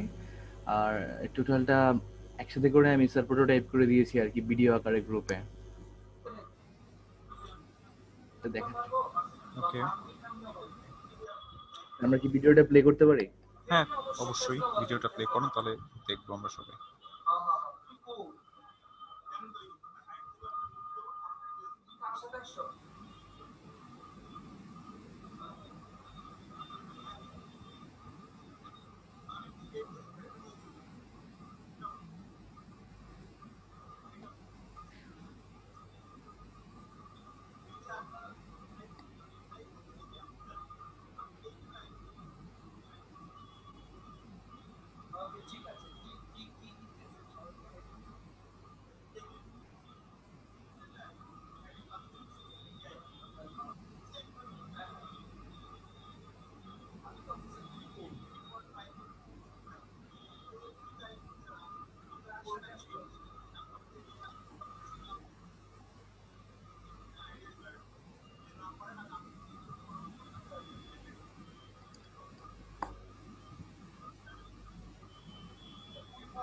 ওকে ওকে, চমৎকার, ভালো হচ্ছে, বুঝতে পেরেছি। ঠিক আছে, এখন এগুলোকে প্র্যাকটিক্যালি ইয়াতে কনভার্ট করে ফেলবেন, অ্যাপসে কনভার্ট করে ফেলবেন ডিজাইন। ওকে স্যার, ঠিক আছে, ধন্যবাদ। ওকে, তো সবাই এখন নিজে থেকে একটু কাজ করেন। আর আপনাদেরকে এই সপ্তাহে, আজকে কি বার? মঙ্গলবার, তাই না? জি ভাইয়া আজকে মঙ্গলবার।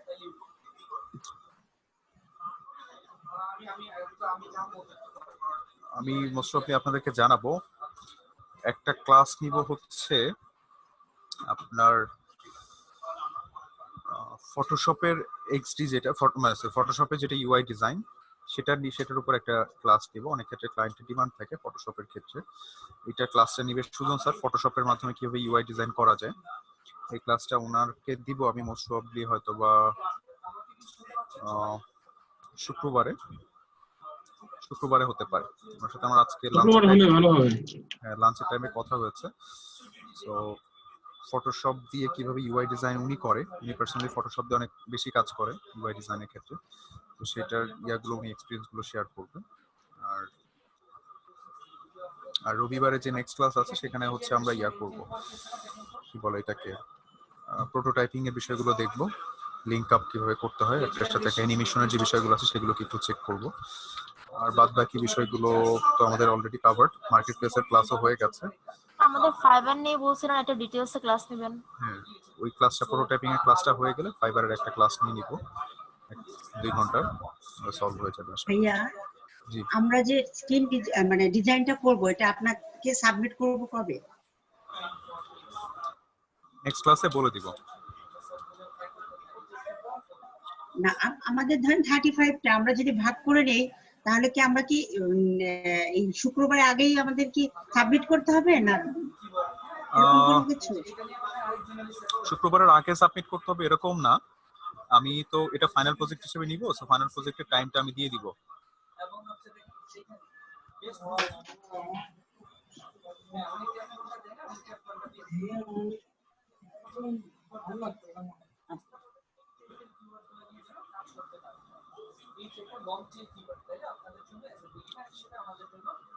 আর কোর্স তো দেখতে দেখতে শেষ হয়ে গেল। সো হাসিনা পারভিন ম্যাডাম তো আরেকটা ব্যাচে অ্যাড হয়েছেন। কালকে মনে হয় ক্লাস আছে না আপনাদের? জি ভাইয়া, আপনাদের তো কালকে আরেকটা ক্লাস আছে। জি ভাইয়া, কালকে থেকে স্টার্ট হবে। ওরিয়েন্টেশন ক্লাসটা হয়ে গেছে শুধু।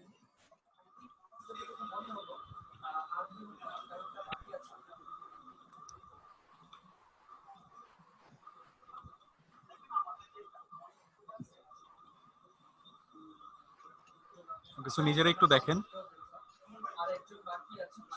জি ভাইয়া, দেখি চেষ্টা করে স্ক্রিন ডিজাইন করার।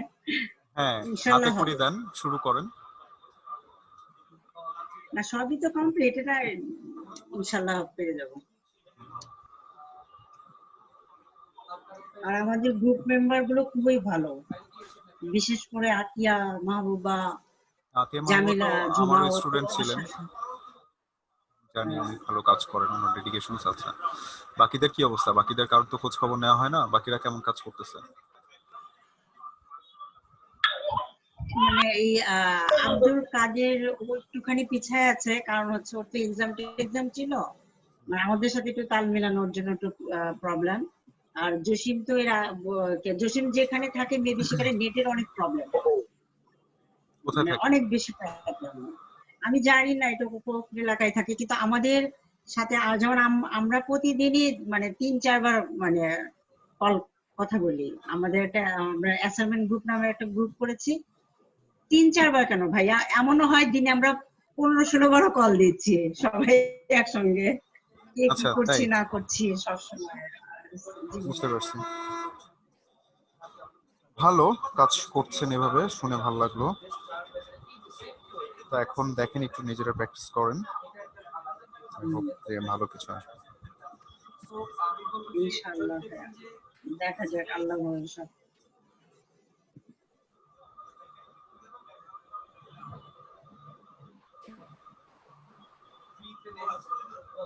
এই স্টেপসে আমরা ম্যাক্সিমাম কত করেছিলাম?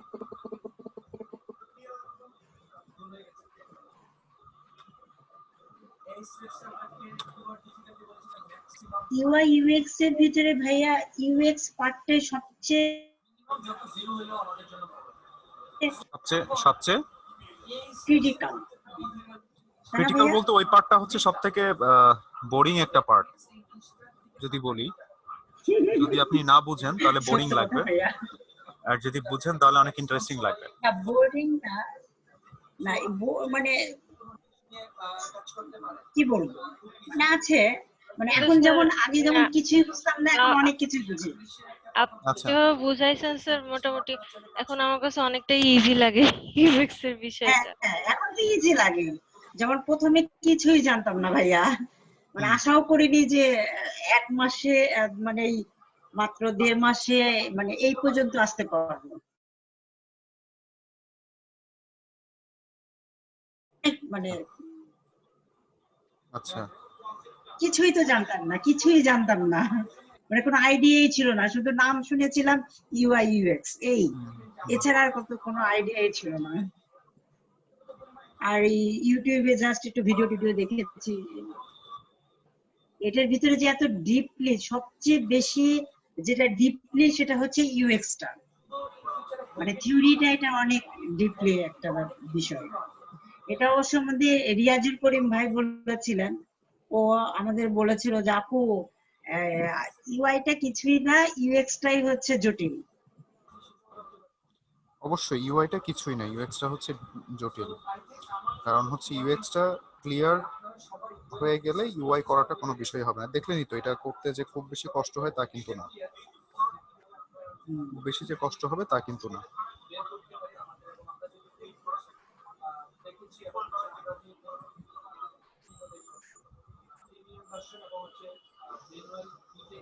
ওকে, সো আর কিছু কারণ নিজেরা একটু দেখেন, কাজ করেন।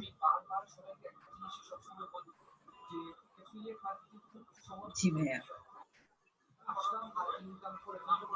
শুক্রবারে তাহলে মেবি সুজন ভাইয়ের একটা ক্লাস পেতে পারি। হ্যাঁ, আমি কথা বলেছি আজকে, ওনার টাইমটা আমি ঠিক মানে আমি বলতে পারছি না যে শুক্রবার কয়টায়। এখনো স্যার অফিসেই আছেন, অন্য ক্লাস নিচ্ছেন। আমি হয়তোবা আপনাকে আমি জানাবো, ফোন করে আমি জানাই দিব আপনাকে, যে তবে সবাইকে, তখন আপনি সবাইকে জানিয়ে দিন, অথবা আমি গ্রুপে পোস্ট করে দিব। হ্যাঁ হ্যাঁ, সবাইকে আমি জানিয়ে দেব। জি ভাইয়া।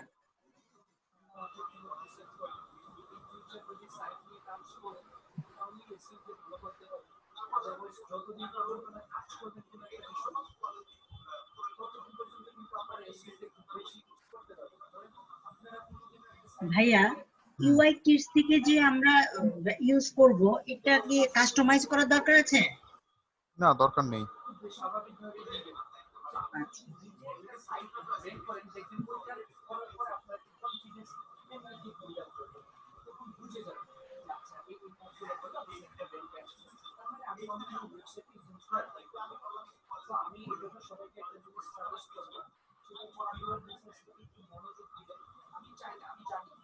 সবাই যে আমরা ইনকাম করতে পারবো বিষয়টা এরকমও হবে না, যে আমরা চাইলে সবাই ইনকাম করতে পারবো, যে সবাই ইনকাম কিছু সবাই কাজ করেন, আর তো তেমন কোনো কিছু বলার নেই। প্র্যাকটিস করেন, কিডস গুলোকে বেশি বেশি দেখেন, কাজগুলোকে দেখেন, ঠিক আছে? এটাই ভাইয়া দেখতে হবে। আচ্ছা ভাইয়া, আমরা বিহান্স আর হচ্ছে আপনার ডিবলে, যখন আমরা মানে আমি দেখেছি যে ডিবলে তো ভাইয়া বেশি মানে পেজ করে ওরা মানে আপলোড দেয় না, কয়েকটা স্কিন করে। কয়েকটা স্কিন করে বলতে ড্রিবলের বিষয় আছে। ড্রিবলের প্রথম একটা হচ্ছে যে ফ্রি অ্যাকাউন্ট যখন করবেন আপনি, ওখানে আপনি মাল্টি শট দিতে পারেন না, একটা শটের মধ্যেই দিতে হয়, সবগুলোকে দেখাতে হয়। তো সেই ক্ষেত্রে প্রবলেমটা হয়, সেই জন্য 2টা বা 3টাকে হাইলাইট করে দেয়। আর যেগুলো আমার প্রো অ্যাকাউন্ট, সেগুলোতে মাল্টি শট দেওয়া যায়। প্রো অ্যাকাউন্টে ডলার দিয়ে কিনতে হয়, মাসে $18 $15। এই জিনিসটা বুঝলাম না, আপনার কথাটা আসে। হ্যাঁ, ড্রিবলে দুই ধরনের অ্যাকাউন্ট, একটা হচ্ছে ফ্রি অ্যাকাউন্ট আর একটা হচ্ছে প্রো অ্যাকাউন্ট। ফ্রি অ্যাকাউন্টে আপনি মাল্টি শট দিতে পারেন, মানে ছবি একটাই দিতে পারেন, আর একটা ছবির মধ্যে তো আপনি 10-50টা স্ক্রিন তো দেখানো পসিবলই না। এই জন্য কি করা, হাইলাইটেড ডিজাইনের মেইন পার্টস গুলো দেখায়।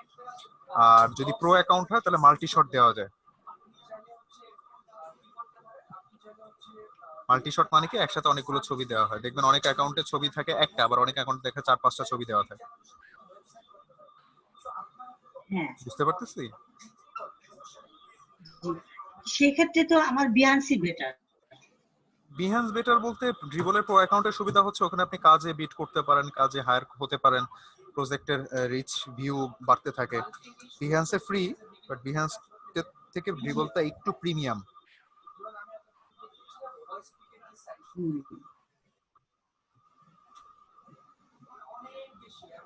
দেখা যাক, আল্লাহ ভরসা কাজ শুরু করে দেয়।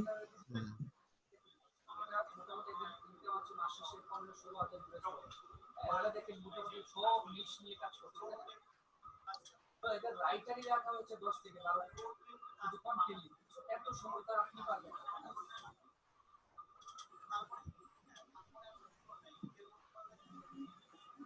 আমি বলি কি যে মাইক্রো নিশ নিয়ে আপনারা মানে একেবারে একটা নিশ নিয়ে কাজ করবেন। আমি যে সবাইকে সাজেস্ট করি বাট একটা ধরেন আপনি বেবি নিশ নিয়ে কাজ করবেন। আপনি যদি বেবি নিশ নিয়ে কন্টেন্ট লিখেন আপনি 20 বছরও কন্টেন্ট লিখে শেষ করতে পারবেন না। জানেন এটা বেবি নিশের ভিতরে এত মাইক্রো নিশ আছে।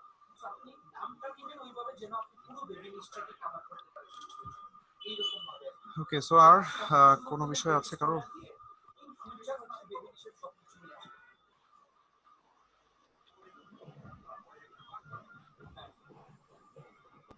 আচ্ছা স্যার, এই যে কি যেন আপস্ল্যাশ নাকি আনস্ল্যাশ কি যেন নামটা ভুলে গেলাম, ওই যে মার্কেট, হ্যাঁ হ্যাঁ, ওইটাতে যে অ্যাপস যদি দেওয়া হয় সেক্ষেত্রে কত স্ক্রিনের করলে ভালো হয়? খুব বেশি স্ক্রিন কি করার প্রয়োজন আছে নাকি ছোটখাটো প্রজেক্টও দেওয়া যাবে? ছোটখাটো প্রজেক্টও দেওয়া যাবে, 2টা স্ক্রিনেরও দেওয়া যাবে। তবে ভালো হয় যদি আপনার বড় প্রজেক্ট হয়, মিনিমাম 8টা স্ক্রিন হয়, তারা দেখা যায় যে ওইটার মানে রিচ এবং ভিউটা বাড়ে, মানে ওটা মানুষের কাছে আরো বেশি ডাউনলোড হওয়ার মতো একটা প্রজেক্ট হিসেবে যায়। 2টা দিলে হয়তো বা অনেকে 2-3টে স্ক্রিনের জন্য ডাউনলোড করতেও চায় না, বা ভিউটা অতটা মনোযোগ দিয়ে দেখেও না। তাকে যদি আপনি স্ক্রল করাতে পারেন, মানে আপনার প্রোডাক্টে ঢোকাতে পারেন, তখনই ডাউনলোডের চান্সটা বেড়ে যায়। কিন্তু যখন 2টা স্ক্রিন দিবেন তখন কিন্তু সে প্রথম থাম্বনেল ভিউ থেকে দেখে চলে যেতে পারে, তাই না? 2টা স্ক্রিন যখন দিচ্ছেন তখন বুঝি নাই স্যার। আনস্প্ল্যাশে কি ফাইল আপলোড দেওয়া যায়? আনস্প্ল্যাশে?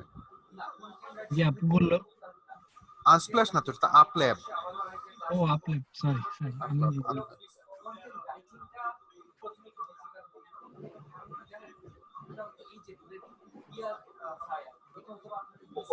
ওখানে তো স্যার ফার্স্টে তো একটা ফাইলও তো দেওয়া যাবে, তাই না? হ্যাঁ, আপনি এটাই তো বুঝতে পারছি না যে আপলেপস তো আনস্প্ল্যাশ তো হচ্ছে নামটাই কেমন যেন মানে ইয়ে হয়ে যাচ্ছে। না ওটা হচ্ছে ফ্রি ইমেজ নেওয়ার একটা সাইট। হ্যাঁ ওই আপলোড ফ্রি ইমেজের। হ্যাঁ, আমি তো মাথার ভিতরে আমার ঘুরপাক করছে। জি স্যার, মানে দুইটা নামের ভিতর কনফিউজড হয়ে গেছে সবাই। কনফিউজ হওয়ার কিছু নাই। ওই যে কালকে একটা জোক শুনলাম, কনডেন্স মিল্ক আর কনভিন্স বিল দুইটা একসাথে করে ফেলাইছে। কনডেন্স মিল্ক আর কনভিন্স বিল কথা পাইলেন না?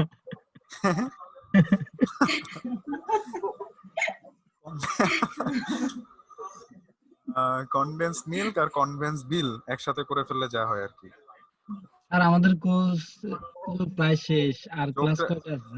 হ্যাঁ, আমি জোকটা শেষ করে জোকে বলছে যে ম্যানেজার বলছে যে আপনাদের কনভিন্স বিল মানে কি কনভিন্স বিল হচ্ছে আপনার কিভাবে দিলে ভালো হয়, উইকলি দিলে ভালো হয় নাকি ডেইলি দিলে ভালো হয়? এর ভিতরে একজন শুনছে যে কনভিন্স বিল না, কনডেন্স মিল্কের কথা শুনছে। তো উনি আবার বলে উঠছে যে স্যার কনডেন্স মিল্ক তো একদিন প্রতিদিন এটা প্রতিদিন দিলেই ভালো হয়, চাটা খাওয়া লাগে। স্যার বলছে যে কনডেন্স মিল্ক না, কনভিন্স বিল। তখন উনি হচ্ছে অবস্থা। সো আনস্প্ল্যাশ আর আপল্যাপস আপনার দুটো আলাদা। আর আমাদের কি কোনো মিটআপ হবে? একটা কন্ট্রিবিউটর হইতে হবে, একটা হচ্ছে কন্ট্রিবিউটর হইতে হবে, আর একটা হচ্ছে ফ্রি ইমেজ সাইট। স্যার? হ্যাঁ স্যার বলেন। ভাইয়া আমাদের কি ফেয়ারওয়েল হবে ফিজিক্যালি? ফেয়ারওয়েল অনলাইনে হবে, বাট আপনারা মিট আপ করতে অবশ্যই অফিসে আসবেন। কবে আসবেন সেটা আপনারা ডিসাইড করবেন, ডিসাইড করে আসলেন আমি ওদিনকে। ভাইয়া করোনা যে বের হতে দেয় না তো বাসা থেকে? করোনা পৃথিবী থেকে আর স্যার যাবে না। আমাদেরকে কি স্টার কাবাবে খাওয়াবেন নাকি দুপুরে লাঞ্চ করাবেন? স্টার কাবাবে লাঞ্চ করি আর খাই সেটা সময়ের উপর ডিপেন্ড করে, সময় যদি ফ্রি থাকে অবশ্যই চেষ্টা করব, আর না হলে হয়তো বা অন্য আরেকদিন। তবে যেদিন আসবেন সেটার প্ল্যানটা আগে আমাকে দেন যে কিভাবে কোন দিক থেকে কি হবে না হবে, তারপর হচ্ছে দেখা যাবে যে কি করা যায়। সবাই যদি এগ্রি হয় তাহলে আসা যায় স্যার। অবশ্যই সবাই একই হবে। যেটা তো ইচ্ছাই করতেছে, কিন্তু বাসা থেকে তো বের হতে দেয় না করোনার কারণে। বাসা থেকে বের হতে দিবে না কেন ম্যাডাম? এখন তো সবই স্বাভাবিক হয়ে যাচ্ছে। বের হতেই দেয় না। তাহলে বাসা থেকে বের না হয়ে বাসা থেকে পালাই আসেন, তাহলেই হবে। বের হতে দেয় না, খুবই কড়া। আর করোনা তো বাংলাদেশে এসে বিপদে পড়ছে, বাঙালি তো মানেই না। শুধু সারি মানে আমার হাজবেন্ডই মানে, ছাড়া আর কেউ মানে না। স্যার অন্যান্য কান্ট্রিতে কিন্তু ওরা অনেক কেয়ারফুল, আমাদের বাংলাদেশে ওরা কিচ্ছু মানে না। অন্যান্য কান্ট্রিও কেয়ারফুল কিভাবে বুঝলেন?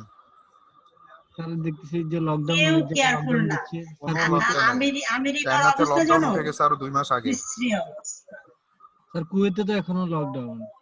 কুয়েতে লকডাউন বলতে কুয়েতের সিস্টেম, কুয়েত বাংলাদেশ এদের দেখেন এরা কিন্তু ডেন্সলি পপুলেটেড কান্ট্রি, সো এদের ক্ষেত্রে বিষয়টা ভিন্ন। কিন্তু আপনি যদি যেই কান্ট্রিগুলো ফার্স্ট ওয়ার্ল্ড কান্ট্রি তাদের ক্ষেত্রে কিন্তু সিনারিটা অনেক আগেই চেঞ্জ হয়ে গেছে, কারণ তারা ওই প্রোটেকশনস গুলো কন্ট্রোল করে করে শেষ করে ফেলছে। এখন কুয়েতে কি একদম ফুল লকডাউন নাকি? না, শহরের মধ্যে একটা না, আমার যে মামা থাকে উনি যেতে পারতেছেন আর কি। হ্যাঁ হ্যাঁ, তো ওই তো এরকমই বিষয়টা, যে লকডাউন চাইলেও তো করা পসিবল না। এখন ট্রিটমেন্ট করে চলতে হবে।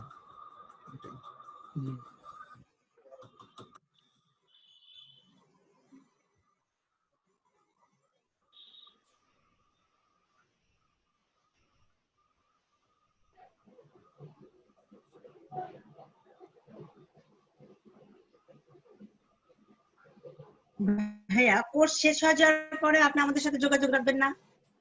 না, আমি তো মানে তখন তো ইয়া হয়ে যাব, মানে প্রেসিডেন্ট হয়ে যাব বাংলাদেশের, এই জন্য আর আপনাদের সাথে যোগাযোগ রাখবো না।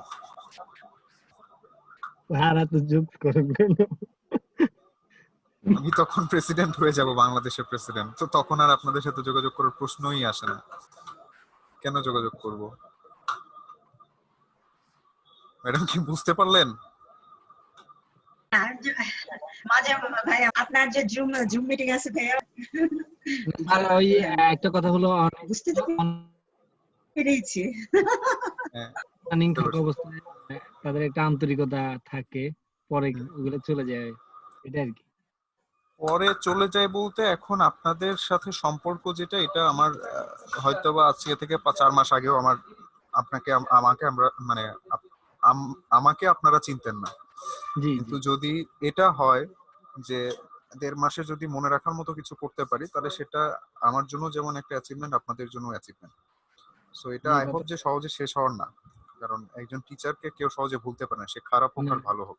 জি স্যার, অবশ্যই। এটাই হচ্ছে, স্যার আমরা যত বড়ই হই, যেটাই হই না কেন, আপনাকে কোনোদিনও ভুলবো না। আপনি আমাদের শিক্ষক, এটাই আপনি আমাদের ভুলে যাবেন কিনা সেটা হচ্ছে পয়েন্ট। আপনাদেরকে ভুলবো বলতে, এটা যদি আমি বলি যে স্কলারশিপের ইউআই ইউএক্স এর ফার্স্ট ব্যাচ আমার স্কলারশিপের, সো এই দিক থেকে কখনো ভোলার কোনো চান্স নাই। আর স্যার এটা হলো সবচেয়ে বড় স্কলারশিপের মধ্যে তো আর এরকম আপনারা অপরচুনিটি দেন। স্কলারশিপ অন্যান্য ব্যাচ নিয়েছে, কিন্তু ইউআই ইউএক্স এর এটা স্কলারশিপ হিসেবে আমাদের এখানে ফার্স্ট ব্যাচ, এবং এটা আমি নিচ্ছি। তো আর যে 2টা ব্যাচ আছে ওটা তো অন্য স্যার নিচ্ছে, বাট আমার এখানে মানে এটাই আমার কাছে মনে রাখার মতো যে আমার স্কলারশিপের ব্যাচ হিসেবে ছিলেন আপনারা। সো আর স্টুডেন্ট হওয়া মানে একদিনের জন্য না, সারা জীবনের জন্য। তো সেই দিক থেকে স্টুডেন্ট বলেন বা সাপোর্টিভ পারসন বলেন বা কনসালটেন্ট বলেন বা ভাই বলেন, আপনাকে ফেসবুকে কি দিয়েছেন, আপনি কিন্তু অ্যাকসেপ্ট করেন, আপনি তো অ্যাকসেপ্ট করেন না। ফেসবুকে অ্যাকসেপ্টের কথা যদি বলেন, প্রতিদিনই রিকোয়েস্ট আসে, একের পর এক রিকোয়েস্ট আসতে থাকে, ওভাবে চেকও করা হয় না। আর একটা কথা আছে যে এত স্যার স্যার শুনতে শুনতে এখন আর স্যার শুনতেই ভালো লাগে না, এমন হয়ে গেছে অবস্থা। এই জন্য দেখা যায় যে মেসেজ বা কোনো কিছু আসলে ওইভাবে খুব কেয়ারফুলি যে চেক করবো এরকম না। গ্রুপে কোনো কিছু প্রবলেম বা কোনো কিছু শেয়ার করে সেটা দেখি। পার্সোনাল মেসেজে দেখা যায় যে প্রথম দিকে স্যার অনেক আসলে স্টুডেন্ট, পার্সোনাল মেসেজে আমরা তেমন কিছু আসলে স্যারদেরকে দিও না, কারণ আমরা জানি। না না না না সেটা আপনারা দেন না ঠিক আছে, কিন্তু দেখা যাচ্ছে ধরেন আমি এই পর্যন্ত ক্রিয়েটিভে ব্যাচ কমপ্লিট করেছি প্রায় 22টা মনে হয়, আপনাদেরটা দিয়ে হবে। তো 22টা ব্যাচে যদি ধরি, পার ব্যাচে যদি 30 জন করে 24 জন করে স্টুডেন্ট থাকে, তাহলে দেখেন কতগুলো স্টুডেন্ট হয়। জি, তা তো তো অবশ্যই। না স্যার, ওই প্রত্যেকটা ফেসবুকে অ্যাড স্টুডেন্টেরই থাকলে সেম মানে একটু ডিমান্ড থাকে, প্রত্যেকটা আহ, স্টুডেন্টেরই সেম ডিমান্ড থাকে। আসলে আমারও তো মাথা, যেমন এখন একটা ক্লাস শেষ করে আবার আরেকটা ক্লাসে ঢুকবো, জি স্যার। এখন তারপরে আবার বাসায় যাব। তো দেখা যাচ্ছে যে ওই ওই সময়টা ওইভাবে করে হয় না, বাট যখন কোনো স্টুডেন্ট আসে আমার সাথে কথা বলে বা ফোন দেয়, তারটা আমি ধরি, তারটা অ্যাকসেপ্ট করি, তাকে সাপোর্ট দেই। গ্রুপে কোনো প্রবলেম শেয়ার করলে গ্রুপে দেই। আমি চাই যে যেহেতু সব সময়ের জন্য কথা হয় না, কিন্তু যখন ক্লাস টাইমটা সেই সময়টাতে যেন পারফেক্টলি করতে পারি, এই জন্য ক্লাসেরটাতে ফোকাস করার চেষ্টা করি। অনেক ক্ষেত্রে অনেক সময় অনেক কমপ্লেইনও ভাইয়া যায়, যেমন আপনার কি সময় আছে? সময় বলতে আছে ম্যাডাম, 8:30টায় ক্লাস, আমি শেষ করি। অনেক সময় অনেক কমপ্লেইনও যায় আর যে কিন্তু দেখা যায় যে আমি হ্যাঁ, অনেক বেশি ফ্রেন্ডলি হয়ে গেলে অনেক স্টুডেন্ট আবার এই জিনিসটা অনেক নেগেটিভলি নেয়, যে টিচার কেন এত ফ্রেন্ডলি হবে, বা টিচার কেন এই বিষয়ে। ধরুন আমি গল্প করতে করতে অনেক সময় দেখা যায় যে অনেক বিষয়ে গল্প করি, খেলাধুলা থেকে শুরু করে সিনেমা সবকিছু গল্প করি। সো অনেকে অনেক রকম স্টুডেন্ট থাকে যারা এই বিষয়গুলোকে হয়তো পজিটিভলি নিতে পারে না।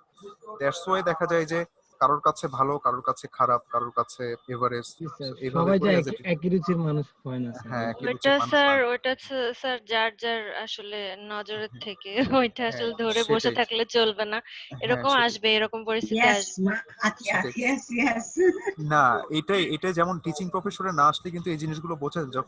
যখন ইউনিভার্সিটিতে পড়াশোনা করে এসেছি, তখন দেখা যায় যে একটা টিচার খারাপ হোক ভালো হোক বা কিছুই হোক না কেন, আমাদেরকে সেটাই মেনে নিতে হচ্ছে। কিন্তু যখন আমি একটা ইনস্টিটিউটে ট্রেনিং করাচ্ছি, এই জায়গাটা থেকে ফিডব্যাকটা যে কত বড় একটা ইম্পর্টেন্ট একটা রোল প্লে করে টু ইমপ্রুভ ইউর মানে পারফরমেন্স অ্যাজ এ টিচার, এটা আমি আসলে আগে বুঝতে পারিনি। হয়তোবা বলতে পারেন যে এটা আমার লাইফের একটা পজিটিভ পয়েন্টও হতে পারে, নেগেটিভও হতে পারে। সো ফিডব্যাকটা আমি সবসময় অ্যাপ্রিসিয়েট করি, সেটা খারাপ হোক আর ভালো হোক। অনেক সময় দেখা যায় যে ব্যাচ থেকে সবাই ভালো বলতেছে, একজন দুইজন একটু খারাপ থাকে বা একজন দুজন একটু নেগেটিভ অ্যাপ্রোচ দেয়, তখন তাদেরকে নিয়ে আমি আবার বসি, কথা বলি, দরকার হলে তাদেরকে এক্সট্রা ক্লাসে ডাকি। তারপরেও যদি প্রবলেম সলভ না হয়, সেক্ষেত্রে আমি বলি তারা কি চায়, সেই জিনিসটাকে দিয়ে চেষ্টা করি। আলটিমেটলি অ্যাজ এ টিচার হিসেবে দায়িত্বই তো হচ্ছে যে এটা, যে আমার যাতে প্রত্যেকটা স্টুডেন্ট বুঝুক, না মানে দরকার হলে আমি এক্সট্রা করে টাইম দেই, বোঝার জন্যই তো ক্লাসটা নেওয়া আছে। না বুঝলে আমি আমি যদি বোঝাতে না পারি, তাহলে আর কে বোঝাবে, যেহেতু আমি তার টিচার। আর আরেকটা বিষয় হচ্ছে যে স্টুডেন্টরা অনেক সময় ভুল থাকে, স্টুডেন্টদের ভুলগুলো আমাদেরকে দেখতে হয়। যেমন কোনো স্টুডেন্ট যখন প্রবলেম শেয়ার না করে চুপচাপ করে থাকে, তখন কিন্তু আমিও বুঝি না যে তার প্রবলেমটা কি। কারণ আসলে প্রত্যেকটা স্টুডেন্টের সমান সাইকোলজি রিড করার মতো অ্যাবিলিটি কিন্তু একজন মানুষের হয় না। সেক্ষেত্রে স্টুডেন্টকে অনেক ক্ষেত্রে এক্সপ্রেসিভ হতে হয়। যেমন আপনাদের ক্ষেত্রে যেটা পজিটিভ, যে আপনারা সবাই এক্সপ্রেসিভ, অনেক ভালো এক্সপ্রেস করেন প্রবলেমগুলো। দ্যাটস ওয়াই আমি আপনাদেরকে মানে এঙ্গেজ করেও আমার কাছে মনে হয় যে না, এটা একটা ভালো একটা ব্যাচ। আবার কোনো কোনো ব্যাচে দেখা যায় যে যেমন হয় ক্লাসের মধ্যে বয়স্ক স্টুডেন্ট থাকে, নিজেরা নিজেরা মারামারি লাগায় নেয়। তো নিজেরা নিজেরা যখন মারামারি লাগায় নেয়, তখন এই যে যেমন সিনিয়র সিটিজেনশিপের যে ব্যাচগুলো হয় আমাদের, যাদের মানে ওভার এজ, যারা 40+ বা 50+ এরকম, দেখা যাচ্ছে একজন আরেকজনকে একটা কথা বলছে, সেটা নিয়ে ক্লাসের মধ্যে ঝগড়া লাগাই নিছে। তো এই যে বিষয়গুলো, তো দেখা যায় যে ওই বিষয়গুলো হ্যান্ডেলিং করতে হবে আরেক ভাবে। সো সব মিলায় দেখা যায় যে একটা চমৎকার একটা এক্সপিরিয়েন্স এখানে, যে এক একজন স্টুডেন্ট এক এক রকম, এক একটা ক্লাস এক এক রকম হয়। আলটিমেটলি এটা থেকে অনেক কিছু শেখারও আছে। জি স্যার, আচ্ছা, আমাদের আর বেস্টে কিন্তু অন্যতম স্যার। এখন পর্যন্ত কারোর সাথে কারো দুই কথা হয় না। এটা অবশ্যই আপনাদের ক্রেডিট যে আপনারা নিজেরা এটাকে অ্যাজ এ ফ্যামিলি হিসেবে কন্টিনিউ করতে পারছেন, এবং এটার জন্য সিনিয়র আসলে ভাইরা অনেক হেল্পফুল। হ্যাঁ, এখন এবং যেটা আই হোপ হচ্ছে, যে এই সম্পর্কটা not only for the course but also after the course আপনাদের এটা কন্টিনিউ করবেন। এবং আই হোপ যে আহ, আহ, হয়তো আজ থেকে 2 বছর পরে বা 3 বছর পরেও আপনারা হয়তো বা কোনো একদিন ক্রিয়েটিভে এসে আমার সাথে দেখা করবেন। আর এখন তো করবেন, এখন তো ব্যাচ শেষ হচ্ছে, এখন তো স্বাভাবিকভাবে এখন একটা ইয়া থাকে। কিন্তু সমস্যা ইয়াটা বোঝা যায় যখন 1-2 বছর 3 বছর পরে দেখা যায় অনেক স্টুডেন্ট অনেক সাকসেসফুল হয়ে যায়, হওয়ার পরে টিচারকে ভুলে যায়। টিচার যে ছিল তার কোনো রেসপন্সিবিলিটি বা কোনো কিছু সে আদৌ ফিল করে না, তখন সে ভাবে যে আমি নিজেই সবকিছু করে ফেলছি। তো এরকমও হয়, বাট আমার যেটা মনে হয় যে আপনাদের মধ্যে সেই জিনিসটা হবে না। So scholarship batch, scholarship batch হিসেবে আপনাদের রেসপন্স খুবই ভালো ছিল। আর এখনো তো ক্লাস আছে, সো আই হোপ যে সবাই সেম রেসপন্সটাই করবেন, শেষ হোক আর না হোক। এই তো আমার থেকে এতটুকুই বলার। নেক্সট ক্লাসে তো আমরা শুক্রবারে বললাম যে শুক্রবারে একটা এক্সট্রা ক্লাস আমি দেখি অ্যারেঞ্জ করা যায় কিনা, আমি জানাবো এটা। দেন তারপর রবিবার হচ্ছে ইয়াতে আমাদের প্রোটোটাইপের ক্লাসে চলে যাব। দেন তারপরে ফাইবারে একটা ক্লাস। স্যার 8:30 থেকে আপনার ক্লাস আছে না? হ্যাঁ 8:30 থেকে আবার ক্লাস আছে। স্যার আমাদের যেহেতু কোনো কাজ নাই, আপনি লিভ নিয়ে একটু রেস্ট নেন। আচ্ছা ভাইয়া, আমার দুইটা মানে প্রশ্ন জানার ছিল। এবং সেটা হচ্ছে 24 আওয়ার্স সাপোর্ট, এই জিনিসটা কি ভাইয়া? 24 আওয়ার সাপোর্টটা হচ্ছে আমাদের সপ্তাহে 7 দিন 24 ঘন্টা সাপোর্ট।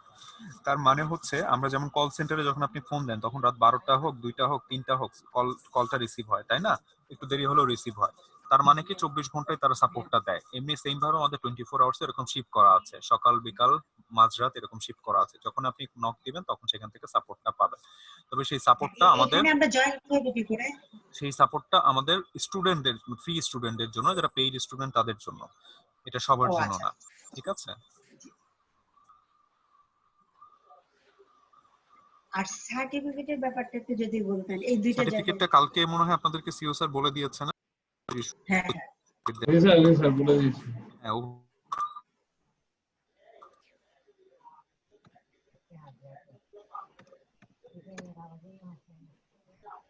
ওকে, সো আর কোনো বিষয় আছে কারোর? নাহলে আমি শেষ করছি। স্যার সার্টিফিকেটের বিষয়টা কি ফারজানা আপুকে কল করতে হবে, তাই তো? হ্যাঁ ফারজানা আপুকে কল করতে হবে। আপনাদের কোর্স শেষ হয়ে গেলে আমি যখন ফাইনাল প্রজেক্ট ইভালুয়েট করে ফেলবো তখন এখান থেকে তো লিস্ট দিয়ে দিব কারা কারা সার্টিফিকেট পাচ্ছে না পাচ্ছে। তারপর সবাইকে ফারজানা ম্যাডামই কল আপনার কাছ থেকে যদি হেল্প দরকার হয় সেটা কিভাবে নিব? হেল্প দরকার হলে কিভাবে নিবেন? আমার সাথে তো মনে হয় আপনার মেসেজে কন্টাক্ট আছে মনে হয়, নাকি না নাই? আমাকে নক দিতে পারেন অথবা ফোন দিতে পারেন। অবশ্যই আমার নাম্বার তো আপনার কাছে আছে, ফোন দিয়েও যোগাযোগ করতে পারেন। আর ওকে স্যার, এটাই স্যার। Thank you sir. আর যদি কোনো ভুল ত্রুটি করে থাকি ওটা মনে রাখেন না, ঠিক আছে? আরে না না, আজকে কি তুমি তো শেষ ক্লাস না আমাদের, আজকে তো শেষ ক্লাস না, আরো 2টা ক্লাস আছে। আজকেই যদি বিদায় আদায় নিয়ে নেন তাহলে হলো। আজকে সে বিদায় নেবে, আজকে বিদায় নিলে তাহলে আর আমি নেক্সট ক্লাস করাচ্ছি না। আমার জন্য সুবিধা, আমি তাহলে নেক্সট ক্লাস ফাঁকি দিতে পারবো আপনারা যদি আজকে বিদায় নিয়ে নেন। না না স্যার, এই কথাটা তো আমার বলতে হবে, কারণ আমি সবচেয়ে বেশি এই ব্যাচে জ্বালিয়েছি ভাইকে। আচ্ছা ঠিক আছে, সমস্যা নেই ম্যাডাম, বেশি জ্বালিয়েছি, প্রত্যেক মুহূর্তে কোশ্চেন করেছি। না ওইটা সমস্যা নেই, আমি চেষ্টা করেছি যতটুকু সম্ভব হয়। ওকে, সো আজকে আমরা এই পর্যন্তই রাখি। শুক্রবারে আমি দেখি অ্যারেঞ্জ করা যায় কিনা। তারপরে তো আছে ক্লাস, তো আছে আরো ক্লাস, তো ধরতে গেলে আরো 2 সপ্তাহ আমরা ক্লাস করতেছি। সো এইসব কথা বলার আরো সময় আছে। ঠিক আছে, সবাই ভালো থাকেন, ইনশাআল্লাহ আবার কথা হবে। আল্লাহ হাফেজ। আসসালামু আলাইকুম স্যার। আল্লাহ হাফেজ।